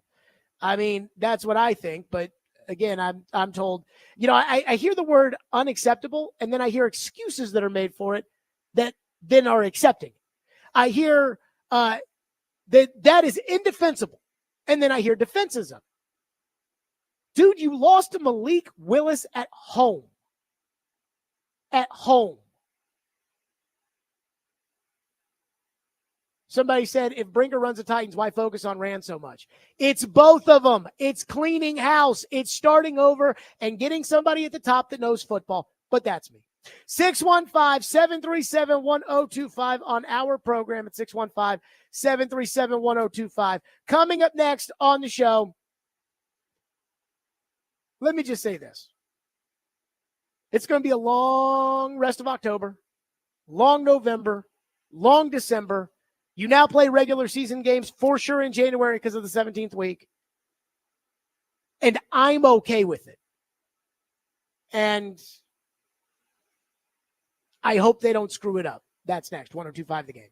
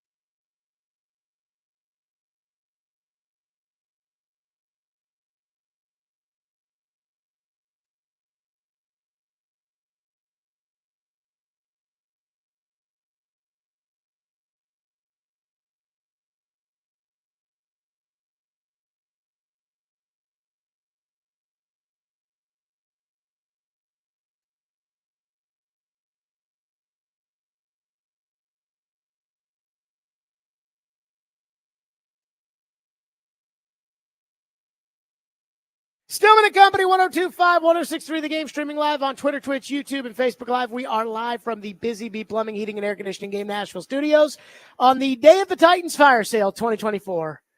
We really need to get like an intro, like a Titans Fire Sale 2024. Ha, ha, ha. Or something like that. I don't know. We'll work on it. Regardless, the Titans are waving the white flag on October 23rd, 2024. Ladies and gentlemen, boys and girls, the season is over. That's what they're saying. And I'm okay with that. But today, Brian Callahan was asked in his weekly press conference, hey, man, so what's kind of the outlook now that the team is effectively in the front office giving up on the season? My outlook is to go try to win as many games as possible. Again, that's my job. That's the team's job, and we're going to do that. And we're going to do everything we can to coach, put the team in position, put players in position, and try to go win football games. We may have different players playing, but that's just what it is. And those guys have now opportunities to play, and they're going to have chances to step up and make a name for themselves as well. So, look, there's a lot of guys still here that still have a lot of pride in playing football, and these are challenging things to that when they happen, they're challenging, but I have faith in the guys' locker room and the players that are here. But our job is ultimately to coach as hard as we can, put everything we got in every week, and go out there on Sunday and try to win a football game. Great. He's got to say that, and that's probably the truth anyways. Coaches, we're not going to coach to lose. Players, we don't want you out there playing to lose. But me, and I'm the biggest Titans fan you will ever meet. I have told you guys for years, I think my Titans recall is as good as anybody's ever. I mean that. Like, if you put me in a game show against Jim Wyatt and Kaharski and Mike Keith, and I think I'd win, as long as it's not about behind-the-scenes stuff. Because, like, when I was 13, I didn't know what was going on behind the scenes.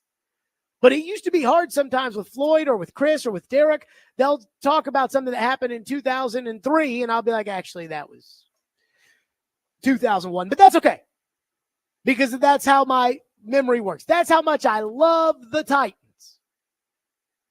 I hope the Titans don't win another game this year. I hope they don't win another game. I hope they go 1-16 this year. I certainly hope, and I mean certainly hope, that they don't get on a roll. And here's why. Number one, they need to clean house. And if you go 1-16, they're going to clean house. But yeah, if you go 1-16, there's no way that they can convince you that they're going to bring these guys back. We knew the season was a lost cause at Thanksgiving last year when somebody with authority at the Titans told Diana Rossini that Mike Vrabel was coming back. For sure. When they told Diana Rossini, he's our Jim Harbaugh or John Harbaugh, he's our Mike Tomlin, only to fire him 6 weeks later. Because games like the JV Texans loss happened, and the analytics department got mad at him for going for 2 at Miami and all of that. So it's a long rest of the season. And if you go 1-16 and you're asking people for thousands and thousands and thousands of dollars for PSLs in the new stadium, and that's before you even buy a ticket, you're just buying the right to buy the tickets, you can't run back the same GM. There are people today that believe in Brinker and Carthon that if they don't win another game the rest of the year, even they're going to be out on those guys. So that's the first reason. But I think the number one reason for me, or really the true reason that I want to go 1-16, is because they need picks. They need high picks. And the only way to get good in the NFL when you're trying to add additional draft picks is to either trade a starting quarterback, which you don't have, or to trade down in a draft. But you have to start off with a high pick in order to be able to do it. You want to know how Detroit got good? The team you're about to play this week? Because they had high picks and they hit on them. Penei Sewell, Aiden Hutchinson, Jamison Williams. Sure, they knocked one out of the park with Amon-Ra St. Brown. They've added some other guys in there that have made a difference.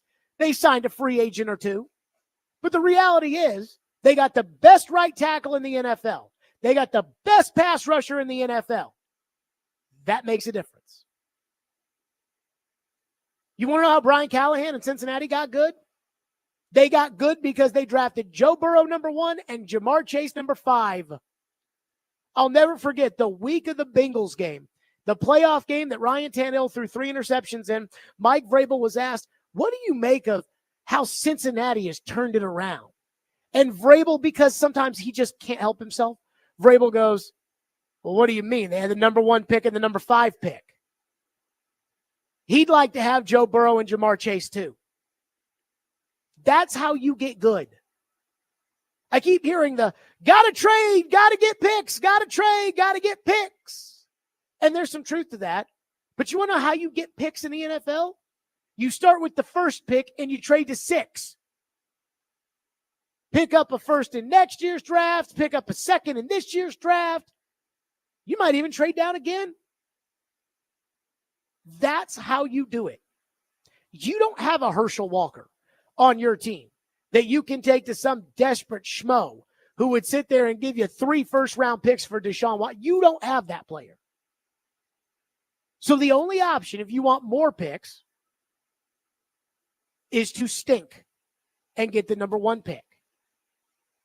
And let me tell you something. When it comes to the Titans and it comes to the number 1 pick, the most important thing about the number 1 pick is it gives you options. I have no idea if there's going to be a star quarterback that emerges in this draft or not. Right now, the draft gurus tell me Shedeur Sanders is the best.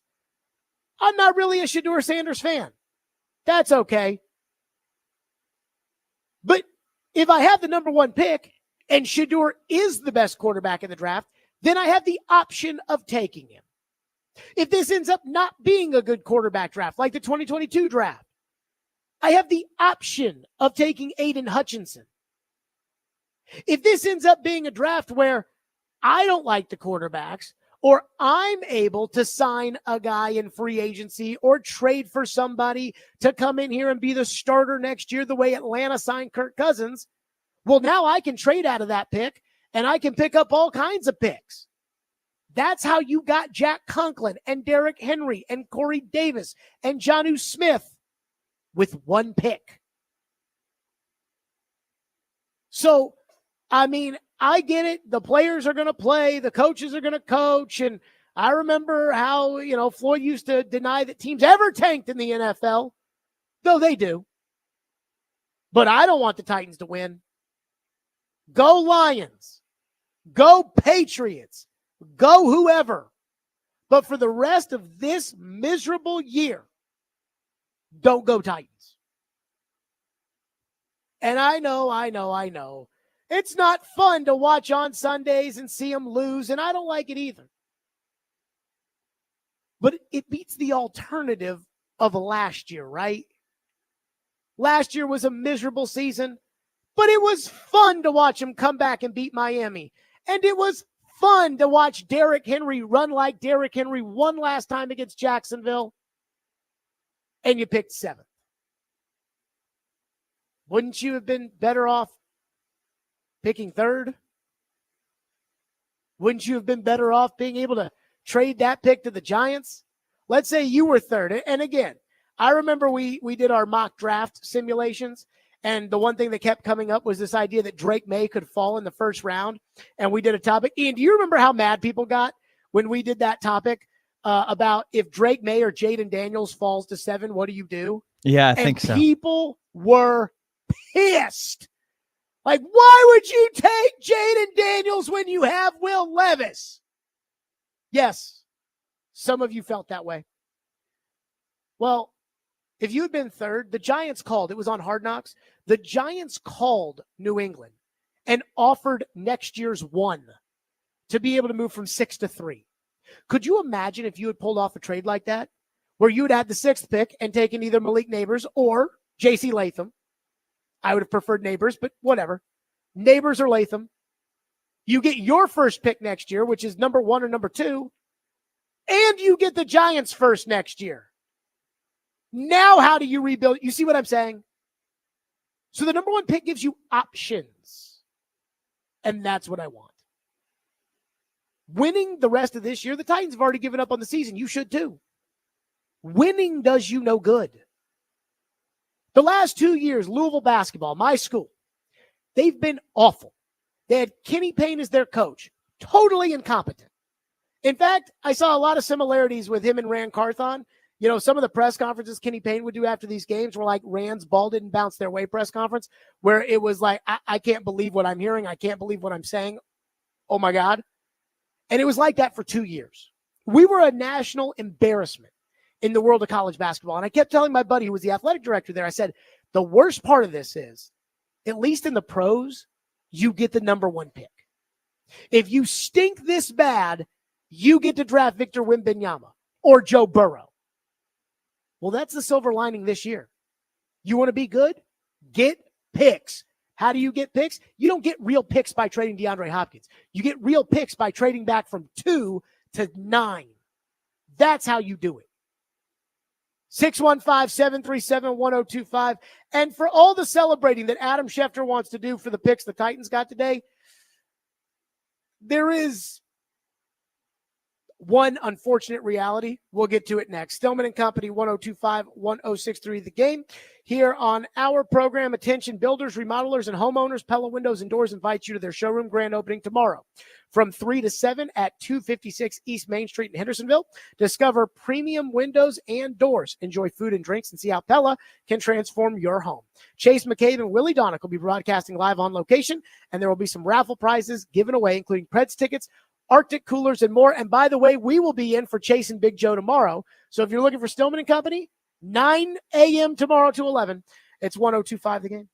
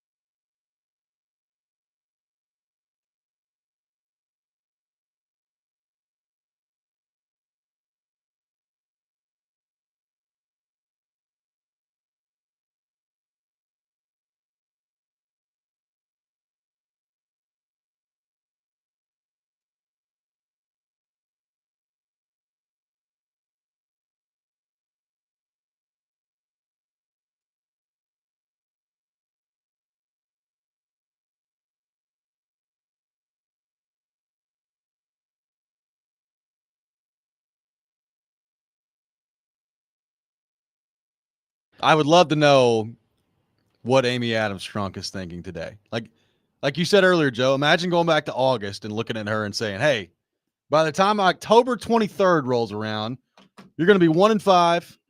You're going to be, I don't know, 95% in the city, pretty certain that your quarterback's not the guy, and DeAndre Hopkins is going to be traded. But Robbie, they're collaborating and everybody's getting along. That's true. Well, there's no vinegar. No strife.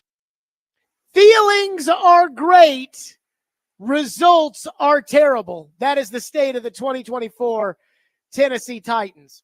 So today is a good day for the Let Rand Cook crowd because even though the team's terrible, you got a 4th-round pick in the Ernest Jones trade, and you got a 5th-round pick in the DeAndre Hopkins trade, and you got a 6th-round pick in the Ernest Jones trade. Woo! And so I know the Let Rand Cook crew is excited because the Titans got a 4th-rounder for Ernest Jones, and I actually think that's a good trade. If you were to just isolate this one trade, I would say that's a good trade for today. In fact, the whole Ernest Jones acquisition and then trade and might be some of the best GMing that they've done over the last 2 years. And I actually kind of like Jerome Baker, who I think was a salary dump in this deal. Now, Baker, again, I like Baker in Miami. He's had a lot of injuries, including at the end of last year. But I am a Jerome Baker fan. So I'm fine with, again, the trade. But in the last 2 years, the Titans have traded away Kevin Byard, DeAndre Hopkins, and Ernest Jones for essentially 1 4th-round pick, 2 5th-round picks, and a 6th-round pick. And I'm here to tell you right now, those aren't how you build a football team. Those aren't the picks you use to build a football team. You build them with good picks. Now, look, if you have 6 5th-round picks, maybe there's a chance you hit on a guy who becomes something more than just a rotational starter-ish. But that's probably the best you do in those late rounds. I looked it up today, Ian. From 2019 to 2021, when the Titans were good, that if they had a Super Bowl window with that group, would you say it was from 19 to 21? That sounds fair. The Titans, I did the math on the Pro Bowlers, or in the case of Jack Conklin, who wasn't a Pro Bowler but was an All-Pro. I did the math. You want to know how many guys were 4th-round picks or below? Below as in 4th, 5th, 6th, or 7th? Or that like on the entire roster or who started? No. The Pro Bowlers and the good players. Probably not many. There was a one player that was acquired with a 4th-round pick or worse that made a Pro Bowl for those Titan teams, and it was Ryan Tannehill. He was the only one. You traded a 4th-round pick in 2019 to acquire Ryan Tannehill. The 4th-round pick was in 2020, but you acquired Ryan Tannehill in 2019, and in 2019, Ryan Tannehill made the Pro Bowl.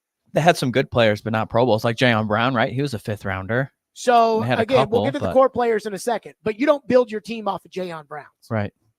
The Titans got Jayon Browns on this team. Kenneth Murray is a better player than Jayon Brown or Rashaan Evans or those players.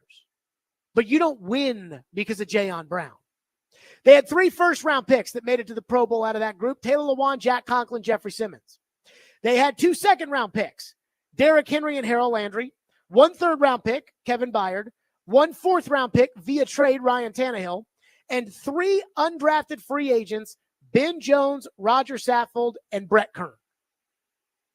Those were the guys that made the Pro Bowl when you had a shot. Where'd you get them? The 2nd round, the 1st round, the 3rd round. Even the other guys. And then I decided, okay, well, what about the other core pieces when it came to the Titans? Nate Davis, 3rd-round pick. Dennis Kelly, trade. Corey Davis, 1st-round pick. Danico Autry, free agent. Logan Ryan, Malcolm Butler, free agent. Adoree Jackson, round 1. Christian Fulton, round 2. Jayon Brown, round 5. David Long Jr., round 6. There you go. Kenny Vaccaro, a free agent, and Amani Hooker in the 4th round. So if you want to say, okay, core players from 19 to 21, when, again, they had a window, Tannehill with the trade, Brown, Long Jr., Hooker. That's it. And again, you don't win because of Amani Hooker. You've never won because of Amani Hooker. So it's great that you've done this, but if you think that you're going to rebuild this team with 4th and 5th round picks, it's not happening. That's why, again, the premium has to be on the good picks. And I keep going back to the trade the Titans didn't make. When the Rams called and the Titans turned it down for 38, which would have given them a second rounder in next year's draft, which would be a high second rounder this year, the Titans decided to take Devondre Sweat. Well, I'd rather have the 52nd pick in this year's draft and the Rams' second next year than have Devondre Sweat. And there's still a chance you would have still ended up with Devondre Sweat. But these picks today, most likely they're depth. Most likely they're special teamers. And right now where this team sits, they need studs. They need studs. And you didn't get that today. 615-737-1025, which is our phone number, 615-737-1025. One texter says, these trades aren't bad because Hopkins and Byard are veterans who want to win now and don't have a place in the long term. But the return is not exciting in the slightest and shouldn't be used as a cope that the Titans are rebuilding.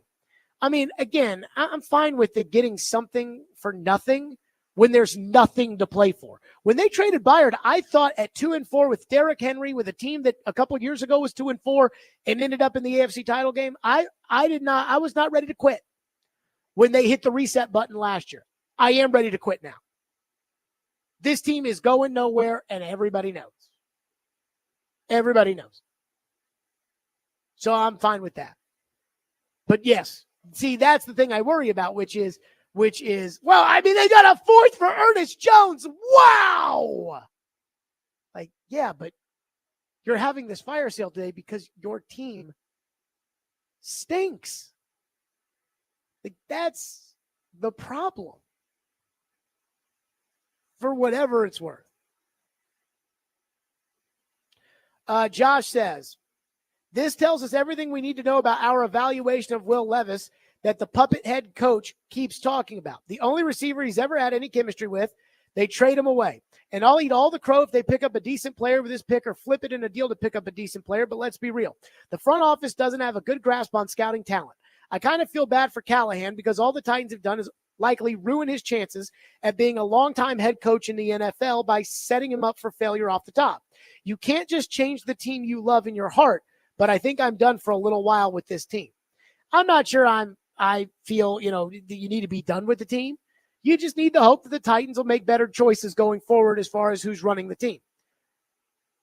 I also have a hard time in saying that Brian Callahan's not totally blameless in this. Number one, he chose Will Levis. Will Levis was the quarterback of this team, and the owner had already gone on record and said that was her quarterback. So when you took this job, you knew who your quarterback was, period. He was hired for Will Levis. The other reason I don't necessarily put blame on or the reason that I don't absolve Brian Callahan from blame is because he can't even get the plays in. Just burning timeouts in the first half with a veteran quarterback. It's inexcusable. Inexcusable. 615-737-1025. One texter says, 6-year season ticket holder, haven't been this year, not going this year, last year as a season ticket holder. I am done. Let me say this. To the I'm done with the Titans. I'm not buying PSLs. I get it. I understand. And for the kind of money the Titans want for PSLs, there should be kind of a study run, which I would find to be fascinating. If you were a Raiders fan, because their stadium's open now, and I think the PSL prices are roughly the same. If you were a Raiders fan and instead of buying PSLs at the beginning of the season, you bought season tickets every year, so they'd be in a different location, but for the most part, you'd have a pretty good idea of where you're sitting. Would it be worth it? You wouldn't get first access to concerts, which when Taylor Swift comes to town does matter. So you wouldn't get first access to concerts. You wouldn't have the same seat every time. You'd have to pay through the nose if the team gets really good. It's a study worth looking at. But the one thing I'll say to everybody that says, I'm not buying PSLs, I'm not supporting the team, the one thing I'll say is, what goes up comes down. The Houston Texans were as stupid, if not stupider, than you are right now 3 years ago. And now they're riding high. So I would just say that, again, what goes up will come down and what's down will go up. The Titans will be good again. I remember when the Broncos played the Panthers in the Super Bowl, and the Titans had the worst team in the NFL. And I watched that Super Bowl on TV, and I thought to myself, gosh, I just wish the Titans had a team as good as these teams. Less than a year later, the Broncos came to Nissan Stadium, and granted, Peyton Manning had retired, but Peyton wasn't the same Peyton at that point. The Broncos came to Nissan Stadium, and the Titans beat them. So it can change. They just need to change first. Coming up next, something that in any other organization, it would be expected by the fans and the media. And it's not going to happen here. I'll be stunned if it happens. Which, again, I think kind of tells you about this organization. We'll do it next. Stillman and Company, 102.5 The Game.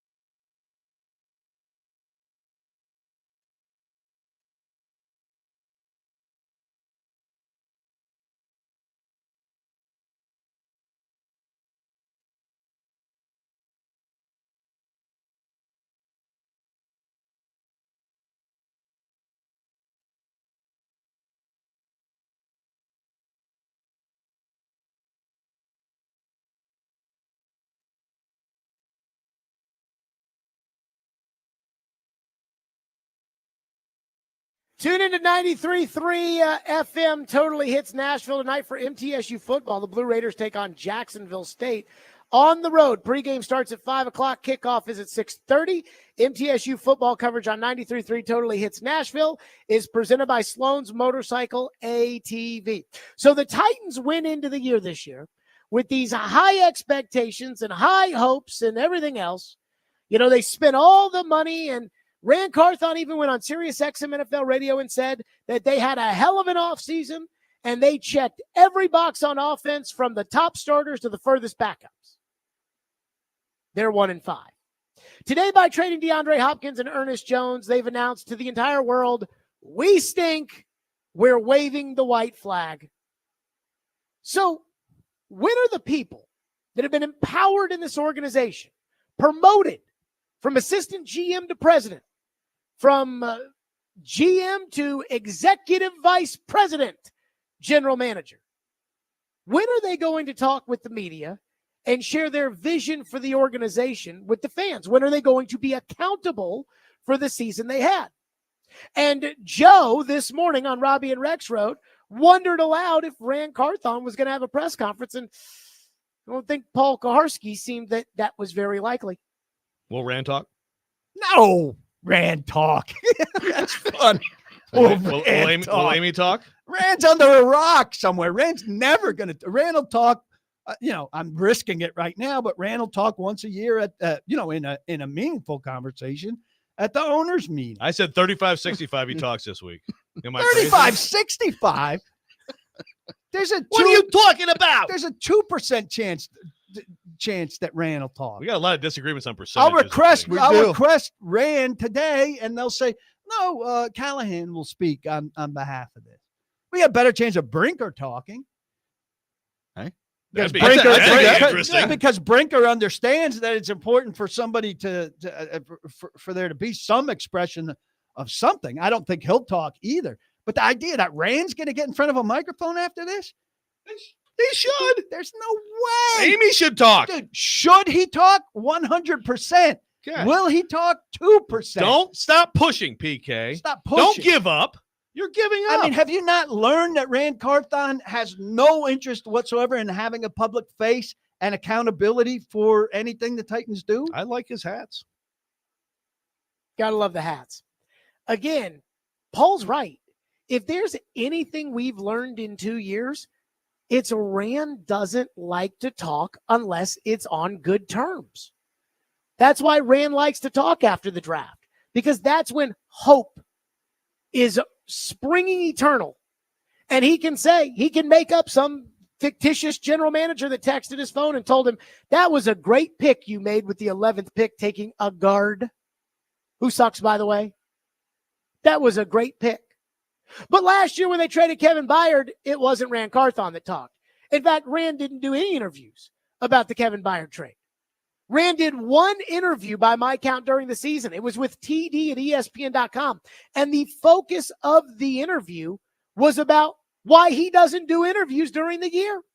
It was about the fact that he and Vrabel were buddy-buddy, which we know is not true. And by the way, Willie Donick, and I don't know where we get this. Paul's right. 100% they should have talked. But Willie today on the midday show, he says that he thinks it's a slam dunk Carthon or Brinker's going to talk. Frankly, it's not really up to the head coach to comment on these things. We hope to hear from Rand Carthon. Fingers crossed. But I'm sure he'll address the Are we media. sure he will? Yes. Yes. If I recall I'd be correctly, willing he to- did not address the Kevin Byard trade after it happened. Well, because who was running the team at that time? Mike Vrabel. And Rand Carthon absolutely should have addressed the team at that point. I would be willing to bet Rand Carthon will do a press conference when these deals are finalized. I don't know if it'll be today, but it should be in the next 24 hours. Willie says he'd be willing to bet. Ian, I'd like to put $500 on the table right now for Willie Donick. Okay. I'm putting it on the mahogany. Steep. Rand Carthon is not going to have a press conference within 24 hours of the trades becoming official. I guarantee that Rand Carthon or Chad Brinker will not have a press conference to announce the end of the 2024 Tennessee Titans season. And I hear Willie say, like, I'm sure he'll do this. I'm like, Willie, what do you think you think this is the Preds? You think where Barry Trotz came on the show yesterday? And I mean, again, you guys judge the interview because I'm the one doing it. But normally when things don't go well and there are combative interviews with GMs or coaches or the season, and you know, give them a hard interview. It's because the guy gets up there and he tries to lie about it. He tries to lie and say, no, we're 0-5, but the reason we're 0-5 is because we hit the post too many times, but we're doing the best, and our players are great, and our coaches are great.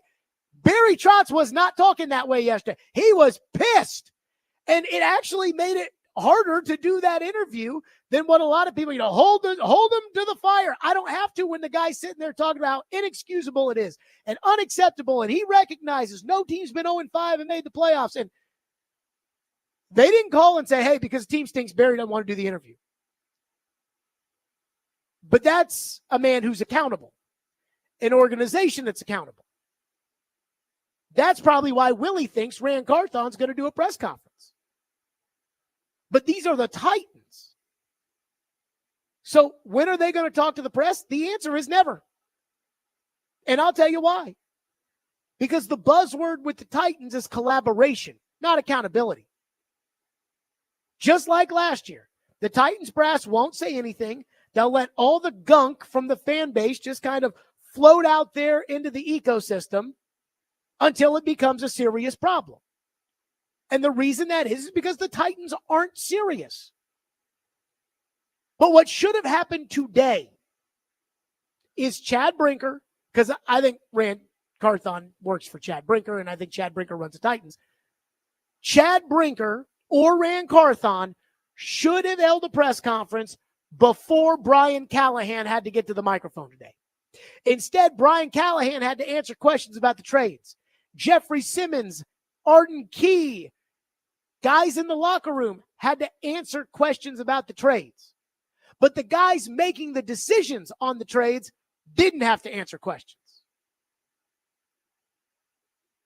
So I'm sorry, but this is why this organization is such a crap hole right now. I could not believe after Mike, and honestly, this starts at the top. John Robinson got fired by Amy Adams Strunk on Tuesday. On Wednesday, Mike Vrabel, his subordinate, was the one who had to go out there and talk. Amy did one interview on a Friday with Teresa Walker. That was it. Mike Vrabel gets fired, and Rand Carthon gets up there and says, I didn't make this decision. Amy did. Don't ask me about it. This team has a president and CEO, and those people can't answer questions either. But that's what this organization does. The bare minimum of accountability when things aren't going well. They love in the offseason when hope is springing eternal. They'll sit down with Mike Keith on the Titans podcast, and they'll tell you all you need to know about how great they are. But right now, when is Mike Keith getting the 2-hour sit down with Chad Brinker where he can tell us about the business school he went to? Also, I do love the fact, and I mean love the fact, that Kaharski is all buddy-buddy with Brinker now, and so he always goes out of his way to protect Brinker. I love it. Every time he's like, Rand won't do it, Brinker. Brinker might. Brinker might, because Brinker gets it. Because Brinker sits down with me, give me info. So Steve, who goes crazy in the text line of the YouTube chat, puts in all caps, and Floyd never talked to the media. Why do you want Rand to do something Floyd never did? Brother, Floyd did an hour every Friday on 104.5 when he was the GM. An hour. You could call and talk to the general manager back in 2000. This idea. Darren McFarland used to tell me that they do a remote out at a car dealership in Murfreesboro. And Floyd would drive out there and do his hour on the radio. Bet you feel better about it now, Steve. Floyd would never do that. Actually, he did the exact opposite. And there's proof when it comes to that. Texture says, who would you rather speak, Rand or Chad? I don't even know who the true decision maker is. The answer is Chad. But if you put Chad out there, then you might as well just say Rand doesn't do anything. So they would put Rand out there. Rand would have a disastrous press conference because when Rand has tight press conferences, that's what happens. When it's free and easy and everything's good, it's fine. He laughs, tells some stories, whatever. But when it's an intense press conference, that's when the ball didn't bounce our way comes out. But if you put Chad out there instead of Rand, then you're announcing that you've essentially demoted Rand. But who do I want to hear from? I want to hear from Chad. 615-737-1025, Stillman and Company, 1025 The Game. Hey, be sure to join me. Well, maybe me.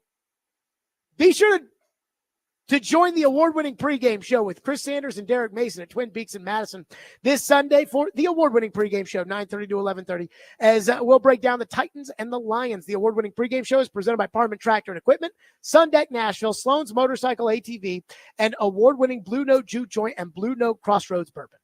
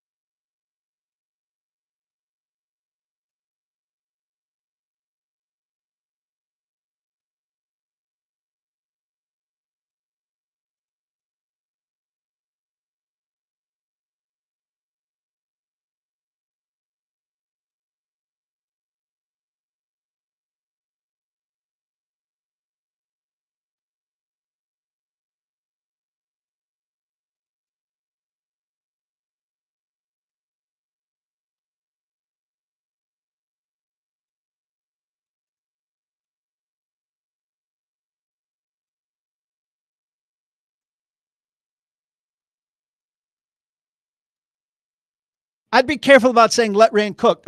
Rand cooked them into this with all of these veterans who aren't doing anything. So you can't throw a parade for Rand having a fire sale 6 games into the roster that he assembled that was supposed to contend.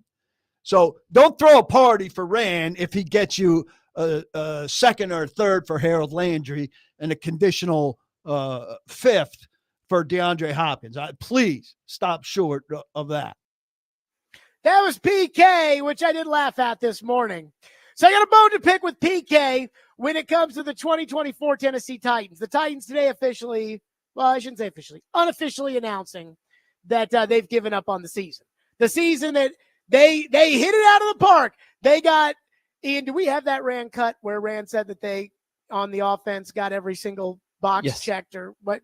Can we please play this? Again, the season that at training camp, so 2 months ago, this was the narrative surrounding the Titans.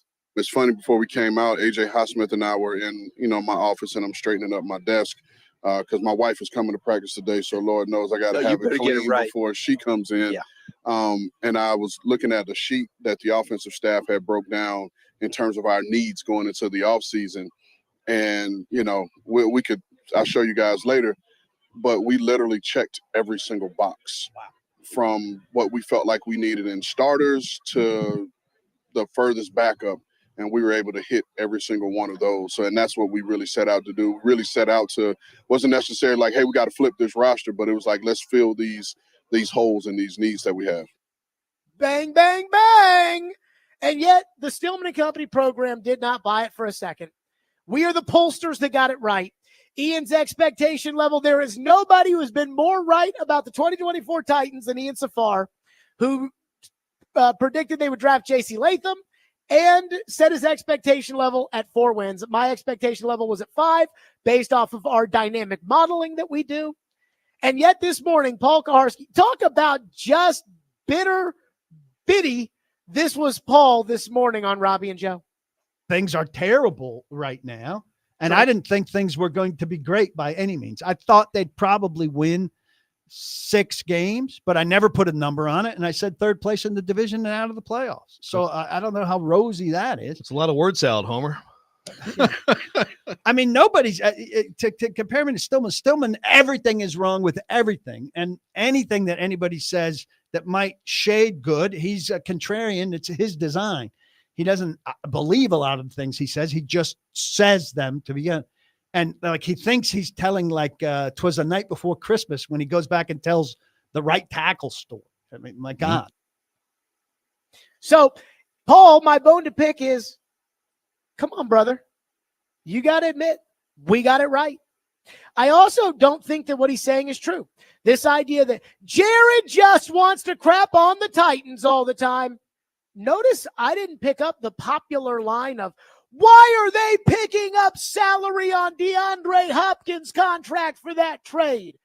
I'm not saying that because I know why they're doing it. They're doing it because the Chiefs are cheap, and it's not my money, so what do I care? And that's the cost of doing business. I don't have a problem with that. I said that on the surface, the Ernest Jones trade, good trade. I'm not knocking that. Now, again, whether or not that's the end-all be-all of you rebuilding your football team, that's a different discussion. What I don't do is I don't take bullcrap well. And you guys may think that, oh, he just loved John Robinson. No, go back to when they drafted Caleb Farley. And I compared it the next day to cryptocurrency. I said, look, I got buddies that are big into crypto. I got a buddy who's a crypto bro. At that point in time, and even now a little bit, he's like, bro, crypto is the way to go. And I just decided, after learning more about cryptocurrency, he might end up being a fulfillionaire. I don't know. But I'll stick with the stock market and real estate and things like that, and you can invest in crypto. And I said, when John Robinson drafted Caleb Farley, I said, hey, maybe this works out. He's the greatest corner who ever lived. He's Deion Sanders and Champ Bailey put into one. But I'm not putting my money in cryptocurrency. Sorry. So don't say like, oh, Jared just says it to be a contrarian and Jared just says it. I just hammer the same points across because they need to get through. When the general manager says the ball didn't bounce your way, that's a problem for me. When you guys sit up here and say that it's all the fault of a guy who won 61% of his games, or the reason the Titans are bad is because of the 3 drafts that they missed on in 20, 21, 22, I bring up the fact that the Commanders don't have that problem, even though they missed in that draft. They drafted Sadiq Charles in those drafts. You drafted a quarterback who's not on your team anymore, who came in here and beat the crap out of you. All I want is accountability and honesty. When the Titans are good, we get excited about it. But to sit back and say, oh, he just says things he doesn't believe. Come on now. You know better than that. And secondly, this idea about the right tackle story. You want to know why we tell the right tackle story all the time? Because the Titans don't have a right tackle. That's why. Because the Titans, again, the geniuses that run the Titans, there are guys that get paid millions of dollars, multiple guys that get paid millions of dollars that think you don't need a right tackle and are learning from it every day. But hey, it's easy. It's easy. It's easy to say, well, he's not doing it. No, because I'm tired of watching Nicholas Petit Frere, a.k.a. PT, play right tackle. And not only that, again, it wasn't like I sat there when they sat there and said, oh, well, Bill Callahan's, he'll be able. I just knew that PT sucked. And everyone kept telling me, no, I watch practice with my eyes. I watch the games with my eyes. I don't let the coach get up there at the podium, tell me Peter Skoronski's a good player, and then go report it to everybody. I watch what happens in these practices. And I'm like, man, he's getting whipped by these nobodies I've never heard of from Seattle. Sorry, but that's what we do. One texter says, if Willie Donick takes my bet of $500 that Rand will do a press conference, that will be the easiest $500 I've ever made in my life. I don't think I could take Willie's money because I love him too much, but man, that would be an easy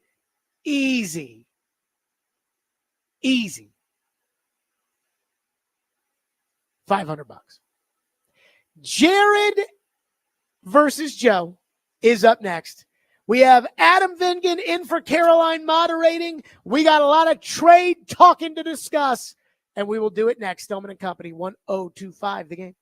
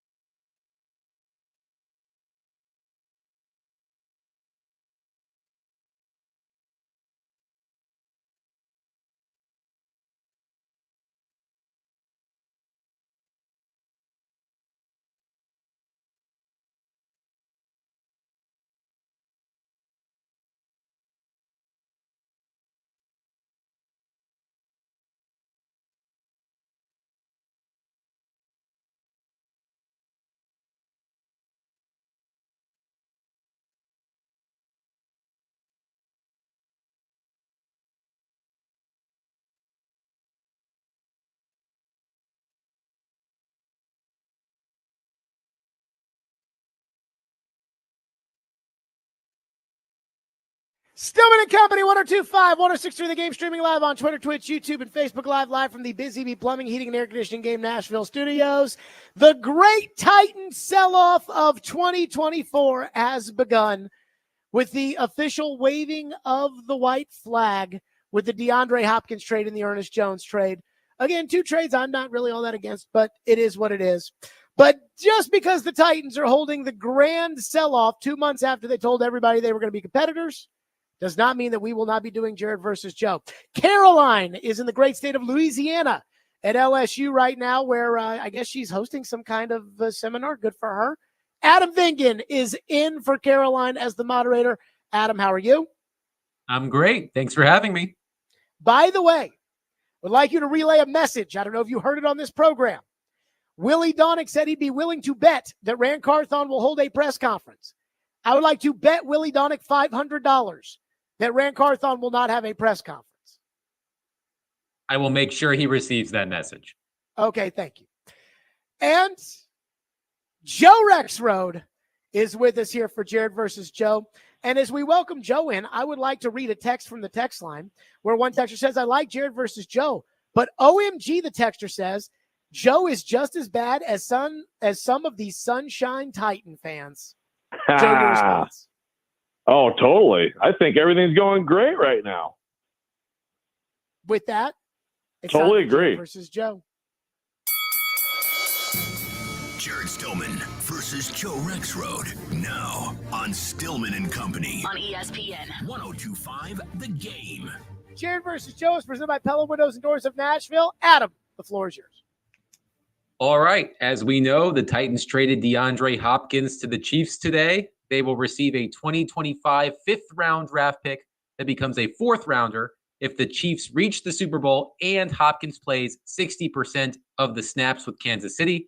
Tennessee also will pick up $2.5 million of Hopkins' remaining $8 million salary this season. Joe, you first. Did the Titans extract enough value out of the deal? I would have liked to have seen a little bit more. I would have liked to have seen a fourth. I in my mind with him, I was thinking fourth. The fact that they give up that they take on that salary, and also, I mean, the escalators. I've never heard of that before. I realize that we're talking about the Kansas City Chiefs, so certainly it's possible. I guess you wouldn't even think to agree to something like this if you didn't think there was a strong possibility, but it's still kind of weird to me. So I would say I would have liked to see, I mean, overall, it's in the range of fine. It's in the range of what you'd expect, but I would have liked a little bit better on this one for the Titans. I mean, I think it is what it is. I think there's one team that wanted DeAndre Hopkins. I think they had set their price in stone. And I think the question was, do you want to wait a little bit longer and see if you can get him to be a little bit more desperate, or do you just want to take what you can get now? And I'm going to say this. I don't know what was going on Sunday with DeAndre on the sideline. What I feel pretty confident about is DeAndre going to the trainers and saying, my knees are sore, while he had his helmet on the sideline. I have a hard time believing that. I also have a hard time believing that DeAndre Hopkins, that Brian Callahan didn't know what was going on when TV showed a shot of DeAndre talking to Brian Callahan. So that didn't make a lot of sense to me. I don't know if they were holding it back because of the trade. I don't know if DeAndre, was having his fit on the sideline the way Calvin Ridley had his fit the week before. But there was no upside in DeAndre being on this team anymore at that point. We know the quarterback's a bum, so that doesn't matter. I think DeAndre is going to play well with the Chiefs. But Kansas City was probably the only team that was interested. Again, the Raiders had already made their move, so the Jets didn't need a receiver. Well, no, but the Bucs just lost their guy for the year. That should have been that should have helped the market. The Bucs are getting somebody, right? I mean, the Bucs can win their division. I don't know that the Bucs are going to get somebody or not. Maybe they should be in the market. Maybe that's what got Kansas City to get off their butts and give the 5th round pick instead of the 6th round pick. Maybe. I think the Titans should have gotten a 4th. I think that this is the best the Titans could have done. Let's remember, DeAndre So Hopkins, basically, you're just making excuses for Rand and Brinker. My goodness. well, You're happy with their performance. Is that what you're saying? Is that what you're telling us, Jared? You're content with their performance. here's what I will tell you, Joe, and I'd like you to relay this message to Paul Kaharski when he's on your show. I believe this was a fair trade for the Titans. And so while Paul likes to say that I make up things that I don't believe just to get people riled up, clearly I am okay. I am defending the move that Rand Carthon and Chad Brinker, two people I think are incompetent. I am defending the move that they are making because I think it's a fair trade. And if I was somebody like Skip Bayless with LeBron James and just made up stuff to get people riled up, then I'd be saying this is the worst trade ever.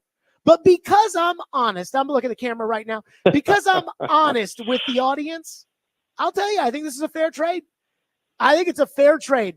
And again, I don't think you're going to hit those escalators, so I think it's a 5th-round pick, and I don't think that that's really worth much, but I think it's the best you could have done given the circumstances. I also have no problem eating the money because the cap's fake, so it's not my money anyways. So I think it's a fine trade that the Titans, I think it's a fair trade the Titans made.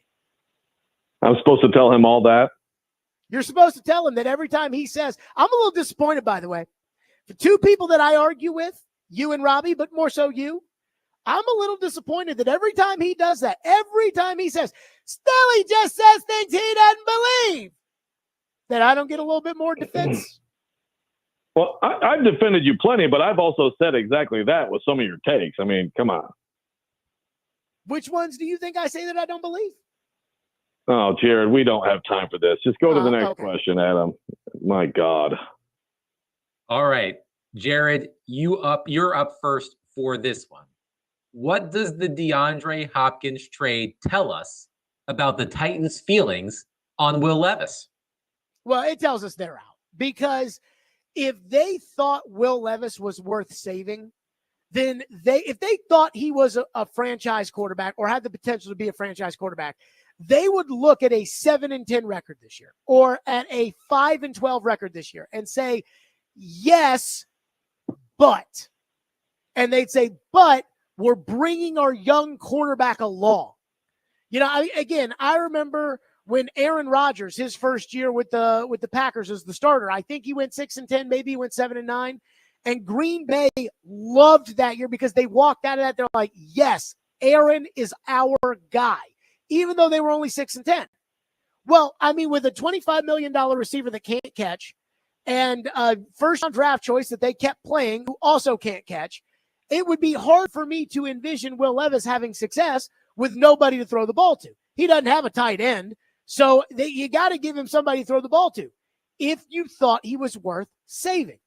Instead, they've realized, he sucks. So there's no redeemable quality. And this goes back to your first question, Adam, about getting enough for Hopkins.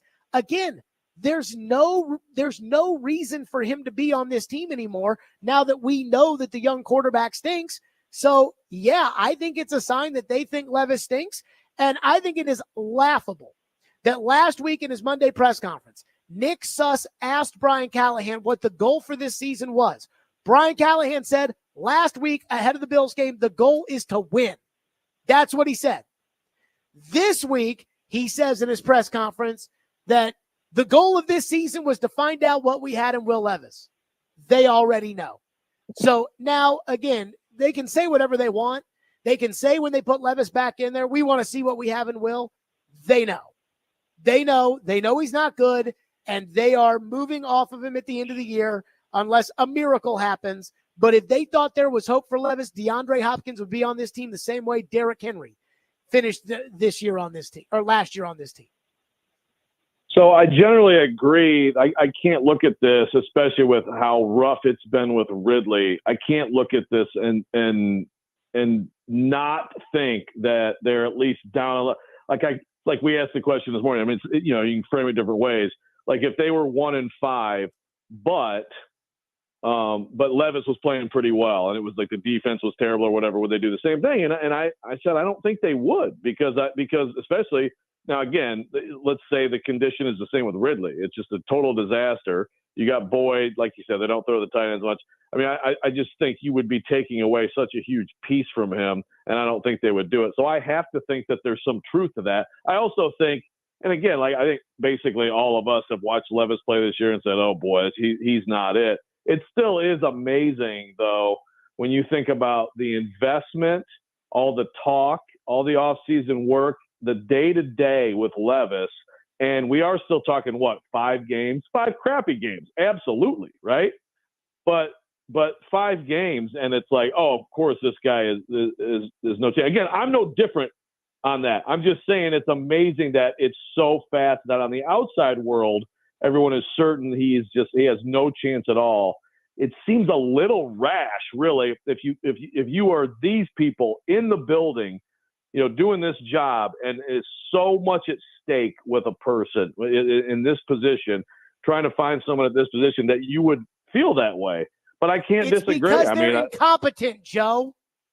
So whoa. So wait, you're telling me that the competent assessment from them would be actually Levis might be the guy?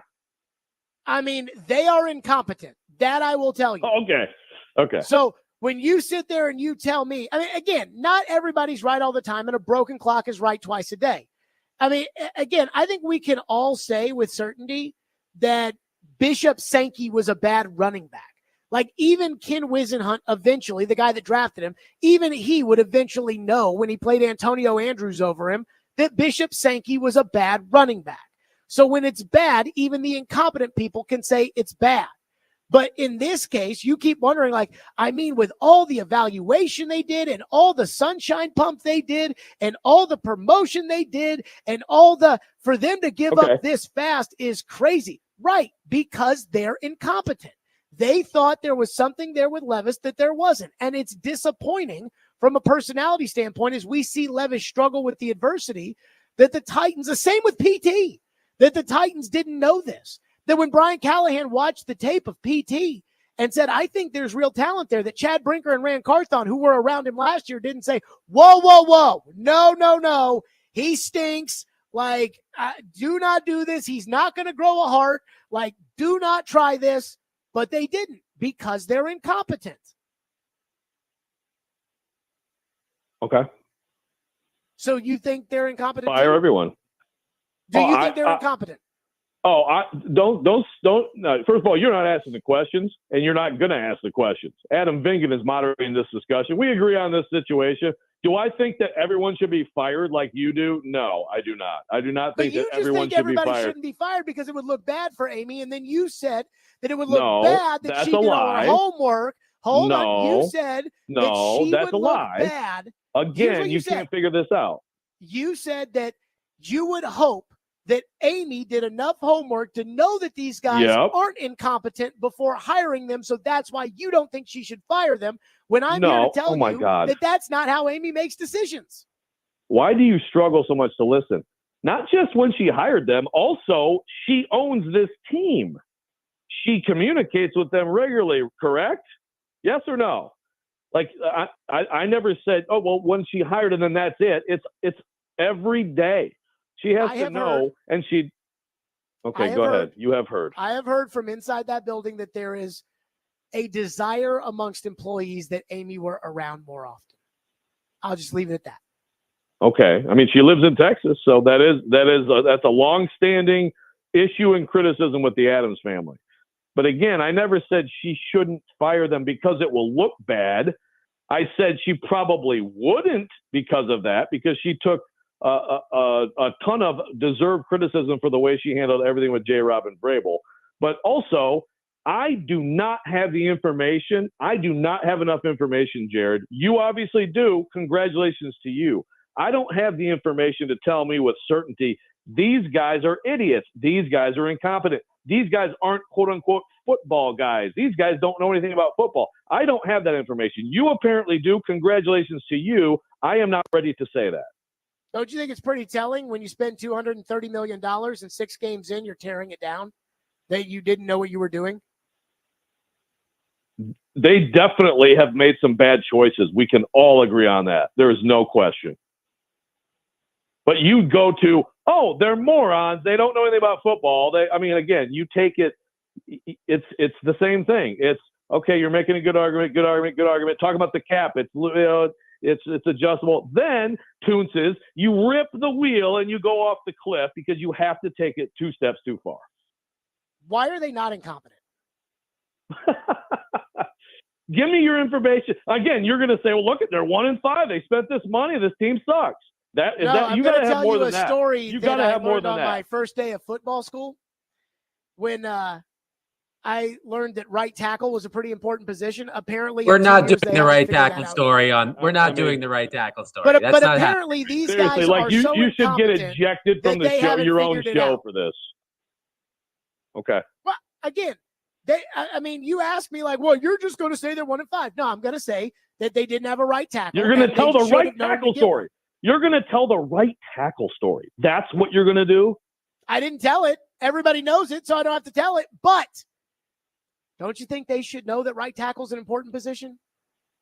Yes, they thought that Nicholas Petit-Frere showed enough promise that he'd be good. They were wrong. That's what happened. I don't think that they thought, right tackle doesn't really matter. Who gives a crap? They treated They it made that a bad way. choice. They treated it that way. More I Jared guess they're versus idiots Joe. and non-football people and morons, and they're incompetent. Per They're Jared. not football guys. I didn't say they're not football. They don't know football. That's what I'm saying. There we go. They The don't know great football. the great judger of knowing football has said they don't know football. Thank you, everybody. We're Well, I'll done just here. tell you. Jared has spoken. Who was the best football player on the team last year? Derrick Henry.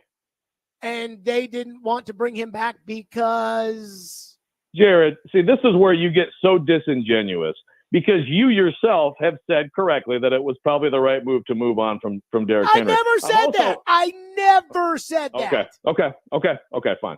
I was the one that wanted to give Derrick a 2-year deal. This whole time you've been screaming. You're telling me that I couldn't find. Oh yeah, the Pollard, the running back situation is fine. You haven't said that. You've been screaming about Derrick the whole time, not just lately when he's tearing up the league. That's what your claim is. I was at a wedding in Toronto a month before the start of the season. I had some guy who's a songwriter that had curly hair, lives in town, come up to me at this wedding, and he said to me, he was like, "Don't you think talking about the Titans? Don't you think we're going to be better this year?" And I said no. And he said, "But look at all the players we got." And I said, "You don't get better by losing Derrick Henry." And that was a month before the season started.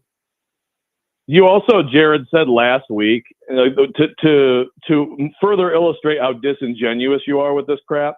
You seriously brought up Malik Willis, and we're like, "Well, don't you? Malik Willis beat the Titans. Don't you think these guys should have known?" You know damn well that Malik Willis is not a starting quarterback in the NFL. Everybody does who has been out there with the Titans. But you, because you're on the warpath against these guys, you flip it around and go disingenuous with, "Well, God, I guess they should have known that Malik Willis is better than Will Levis."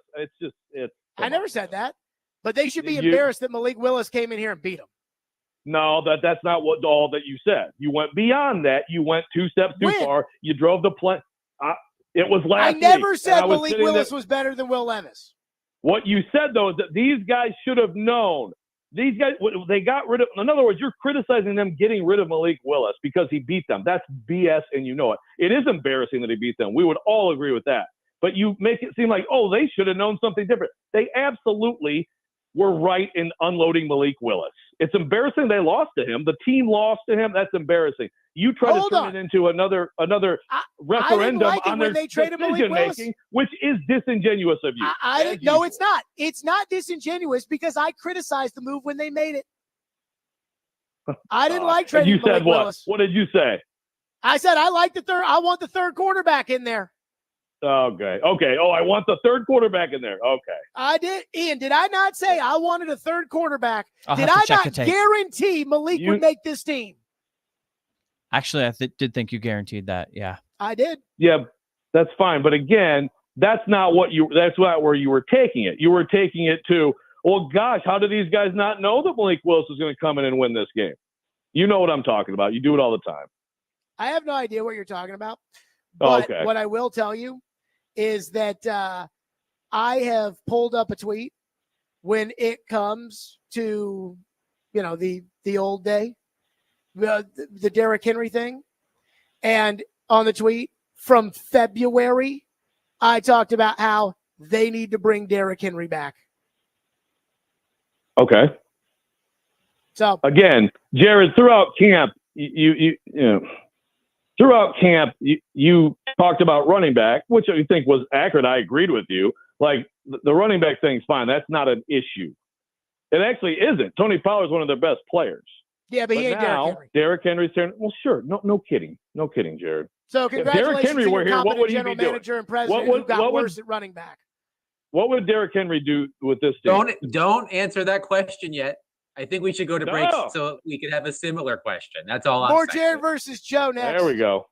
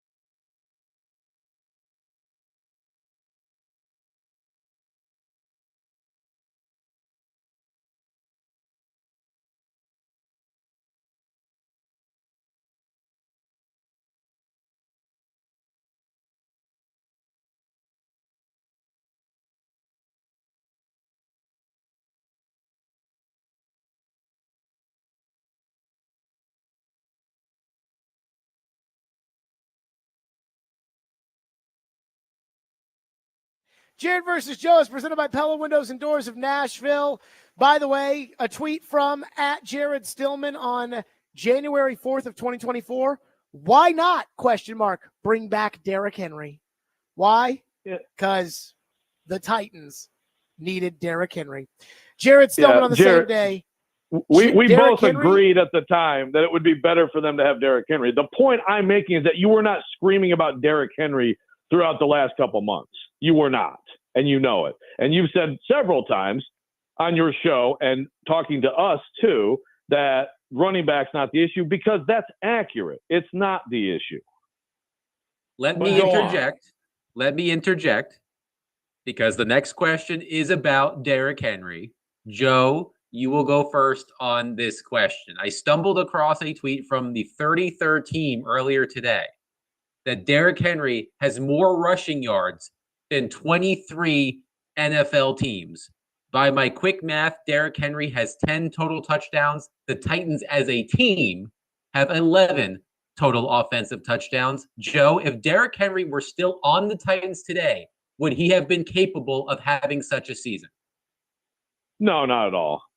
And you know, since I'm on Jared's show, he loves to talk about the all the times he was great. You know, he had a great take. All last year I said, if Derrick Henry goes to Baltimore, it's a match in kerosene. It's with Lamar Jackson. You cannot, what he does, they still do enough in the QB run game, and what they do with their scheme, you just can't load a box the way the Titans saw with Derrick Henry the last couple of years, and you're seeing it play out. I mean, he's getting obviously he looks great. I do feel like he got maybe a little faster in the offseason. He looks incredible. He's cementing himself in the Hall of Fame. He might go win a ring. But if he were here, no. I mean, look, the Titans, the Titans did some things on the offensive line. Obviously, they got Latham, they got Cushenberry.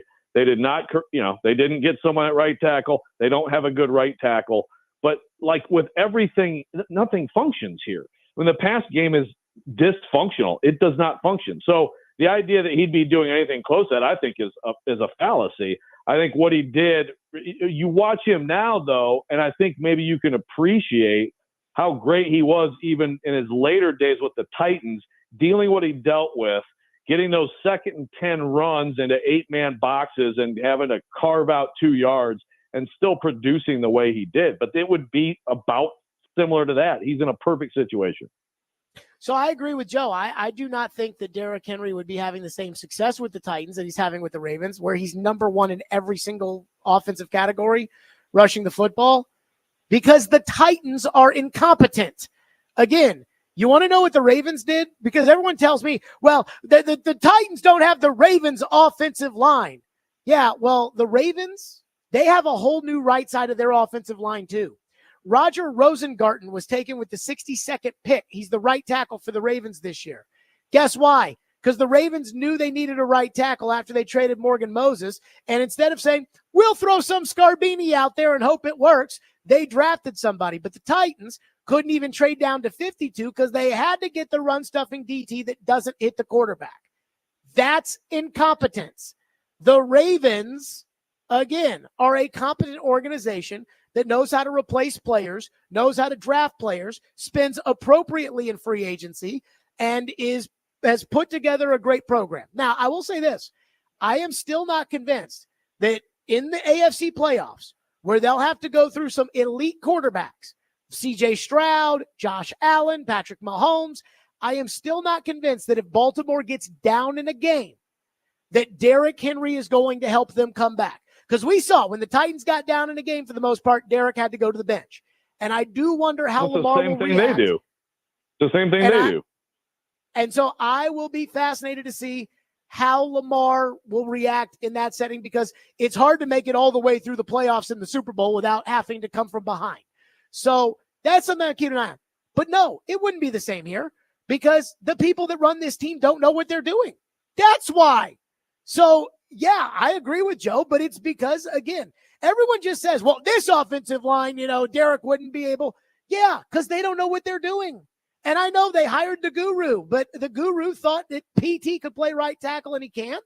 And again, I don't want to hear about how great things are with the Ravens offensive line. Their coach died And they still had figured it out. So I don't think Michael Jordan would have won 6 rings without Scottie Pippen and Horace Grant and Dennis Rodman and those guys. And I think Derrick would have been on an island by himself on this team.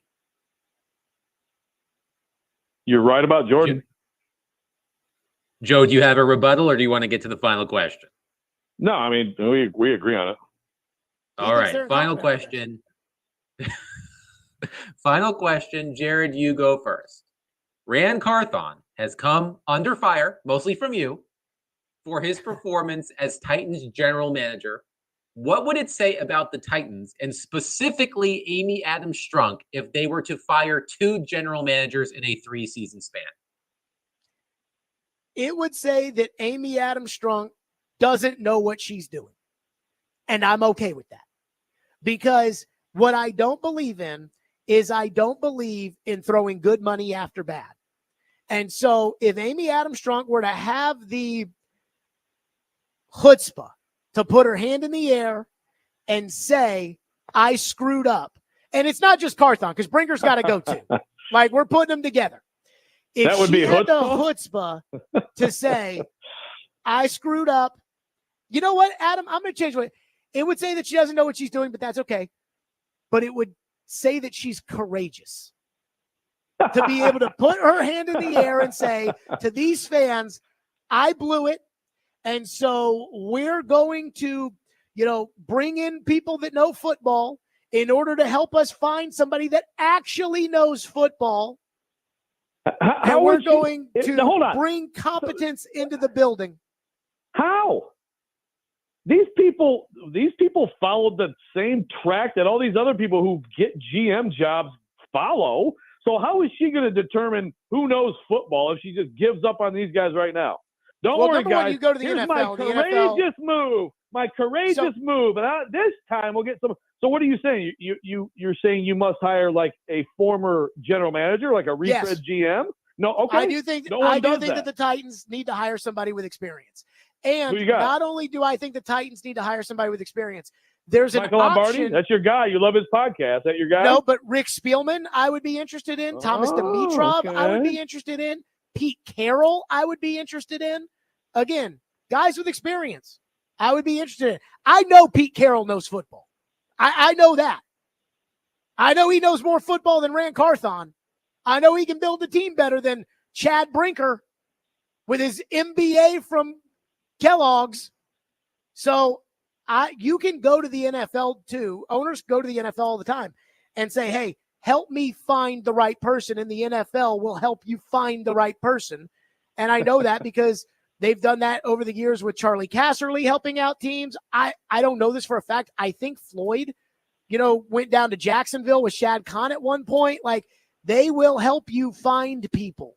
So they need to go get somebody with experience that has demonstrated they know this league, and then take the best guy there and then give him the football operation and stay out of it. That's what they need to do.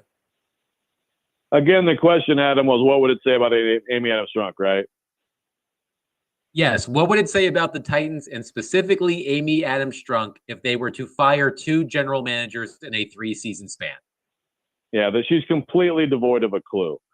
And there is nothing. There's no. But good courage, Amy, that I would see in that at all. Look, I do wonder why in the NFL no one ever gives GMs a second chance. So I'm not totally against there are people who are more experienced than these guys. But again, the idea someone who knows football, someone these guys have the qualifications to be in the jobs they're in. They are not doing the job well right now. What does Chad Brinker? What qualifications does Chad Brinker have to be the president of football operations for the Titans? Well, Chad Brinker was in the Green Bay Packers organization for several years, and he started as a scout, just like all these guys do. Okay, but what was his title in Green Bay? I don't remember. You tell me. What was his title? He was a personnel executive. Was I think his title? That was the title. It was like a made-up-for-Cockta title. It wasn't GM. It wasn't assistant GM. It wasn't. So he comes here as assistant GM. 1 year as assistant GM. They're 6-11, and he gets promoted to president of football operations?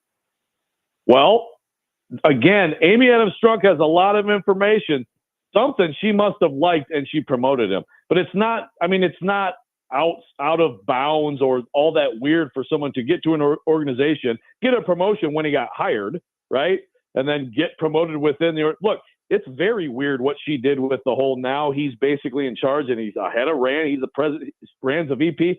We all agree. Again, we're talking around all sorts of things that make me wonder about someone having a clue. Okay.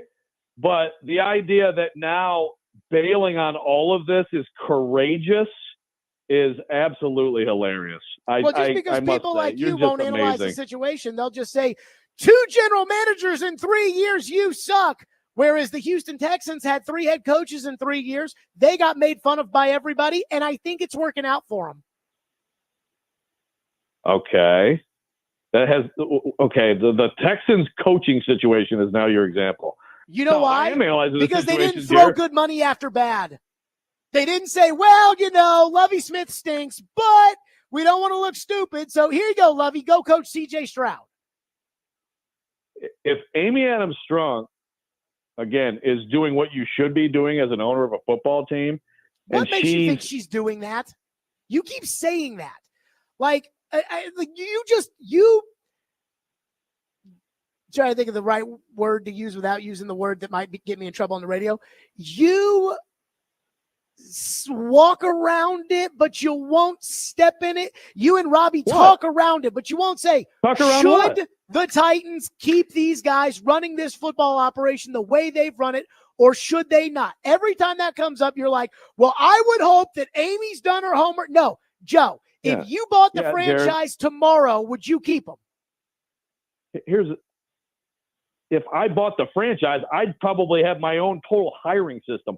I wouldn't have gone through the process of interviewing these guys, of spending hours with them. You're telling me that that's asking too much for an owner to know what her employees are doing in a public job? No, I'm asking for you to give me your assessment of them, not your assessment of what it should be. My assessment is based on the results. It's bad. You pretend you know things you don't. That's stupid. So you can talk about people talking around stuff.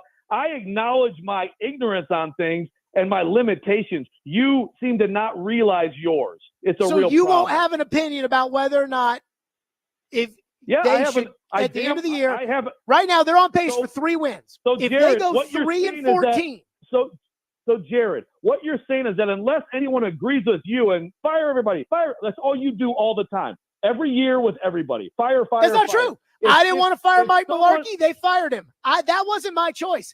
I didn't want to fire John Robinson. They fired him. That wasn't my choice. My choice of firings are Jerry Stackhouse, David Poyle, and John Hines, and these bozos. That's my choice of and Ken Wisenhunt. I'd say I have a pretty good track record of wanting to fire people. Your track record sucks on everything. And Jared, you basically, if someone doesn't just agree with you, they don't have an opinion. That's ridiculous. So again, I will ask you this. If you bought the team, would you keep them in their positions because, well, I bought it from Amy and Amy spent all that time with them and she would know, or would you fire them based off the results? If I bought the team, I'd bring in my own people. Thank you. I would interview my own. Yeah, that means nothing. I'd interview my own people. I'd do the job she should have done. Adam, and I damn well hope she should. All right, gentlemen, to your corners. A spirited debate. It was pretty even. I was having a hard time deciding who was going to win this week, but I'm not going to lie. When I was on mute and Jared referred to Amy Adams Strunk firing Rand Carthon and Chad Brinker as courageous, I couldn't help but laugh. Joe wins this week. God. I just can't. I got to tell you, Adam, I wasn't going to criticize you until I was so disappointed with how you asked the Amy Adams Strunk question. I want to know. Joe and Robbie talk around it. I want to know. Don't come after me. Joe would fire him.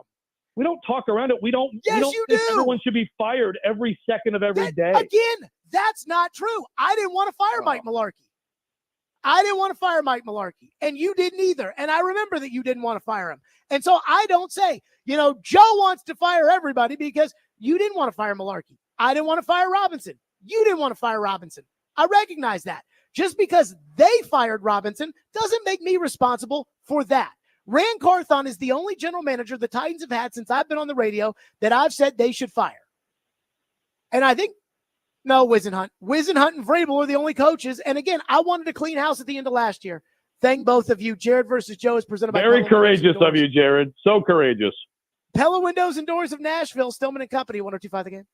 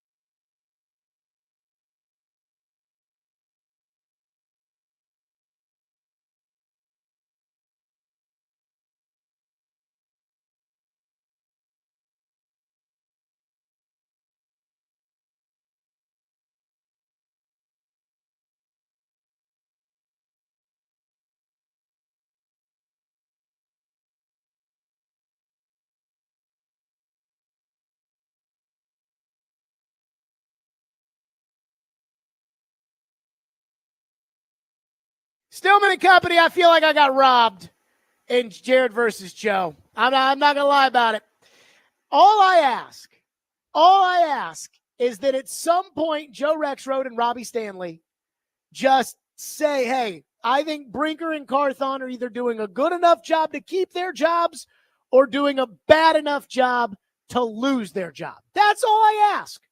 Which one is it? Do you think that through 2 years it's good enough that they should get another chance? Do you? Because Willie and Derrick think it's all John Robinson's fault and that you should blame him and that's that. And I disagree with it, but at least that's what they think. But with Joe and Robbie, there's like these caveats. You know, Robbie's like, I don't think Brian Callahan's going to lose his job, but if they go 3-14, everything's on the table.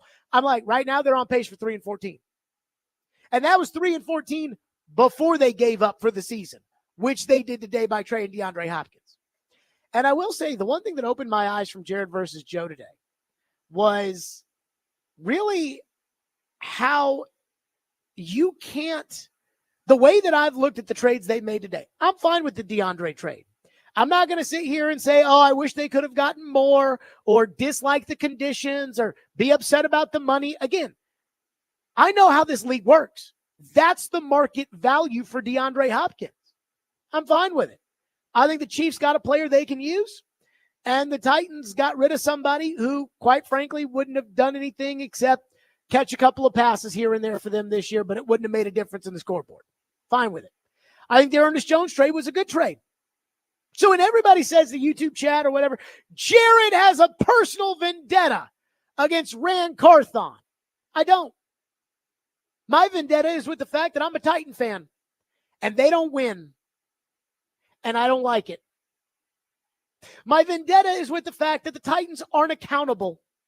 When is the press conference going to be where they get up and say, we thought we built a team that can compete, but we screwed up at right tackle? When is that press conference coming? Last year, it was, we didn't fail, but the ball didn't bounce our way. Again, no accepting responsibility.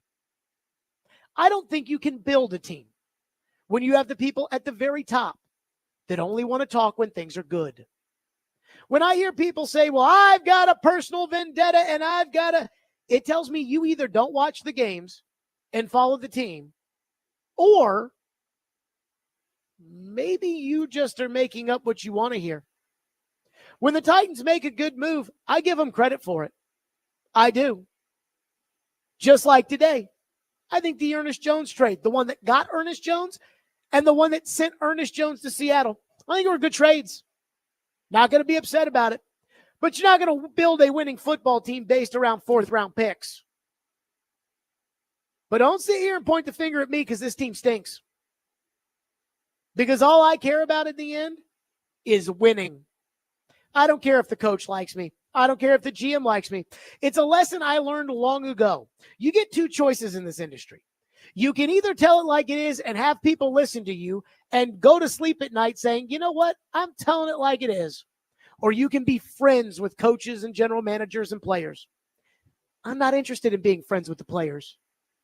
I'll let somebody else do that. The Predators got their first win. Very, very happy for him. Zach LaRue made his debut. Him and Mark Delgazzo are at Brewhouse 100 for Smashville Live, which is next. Stillman and Company. We're on the air at 9 a.m. tomorrow. We'll see you then.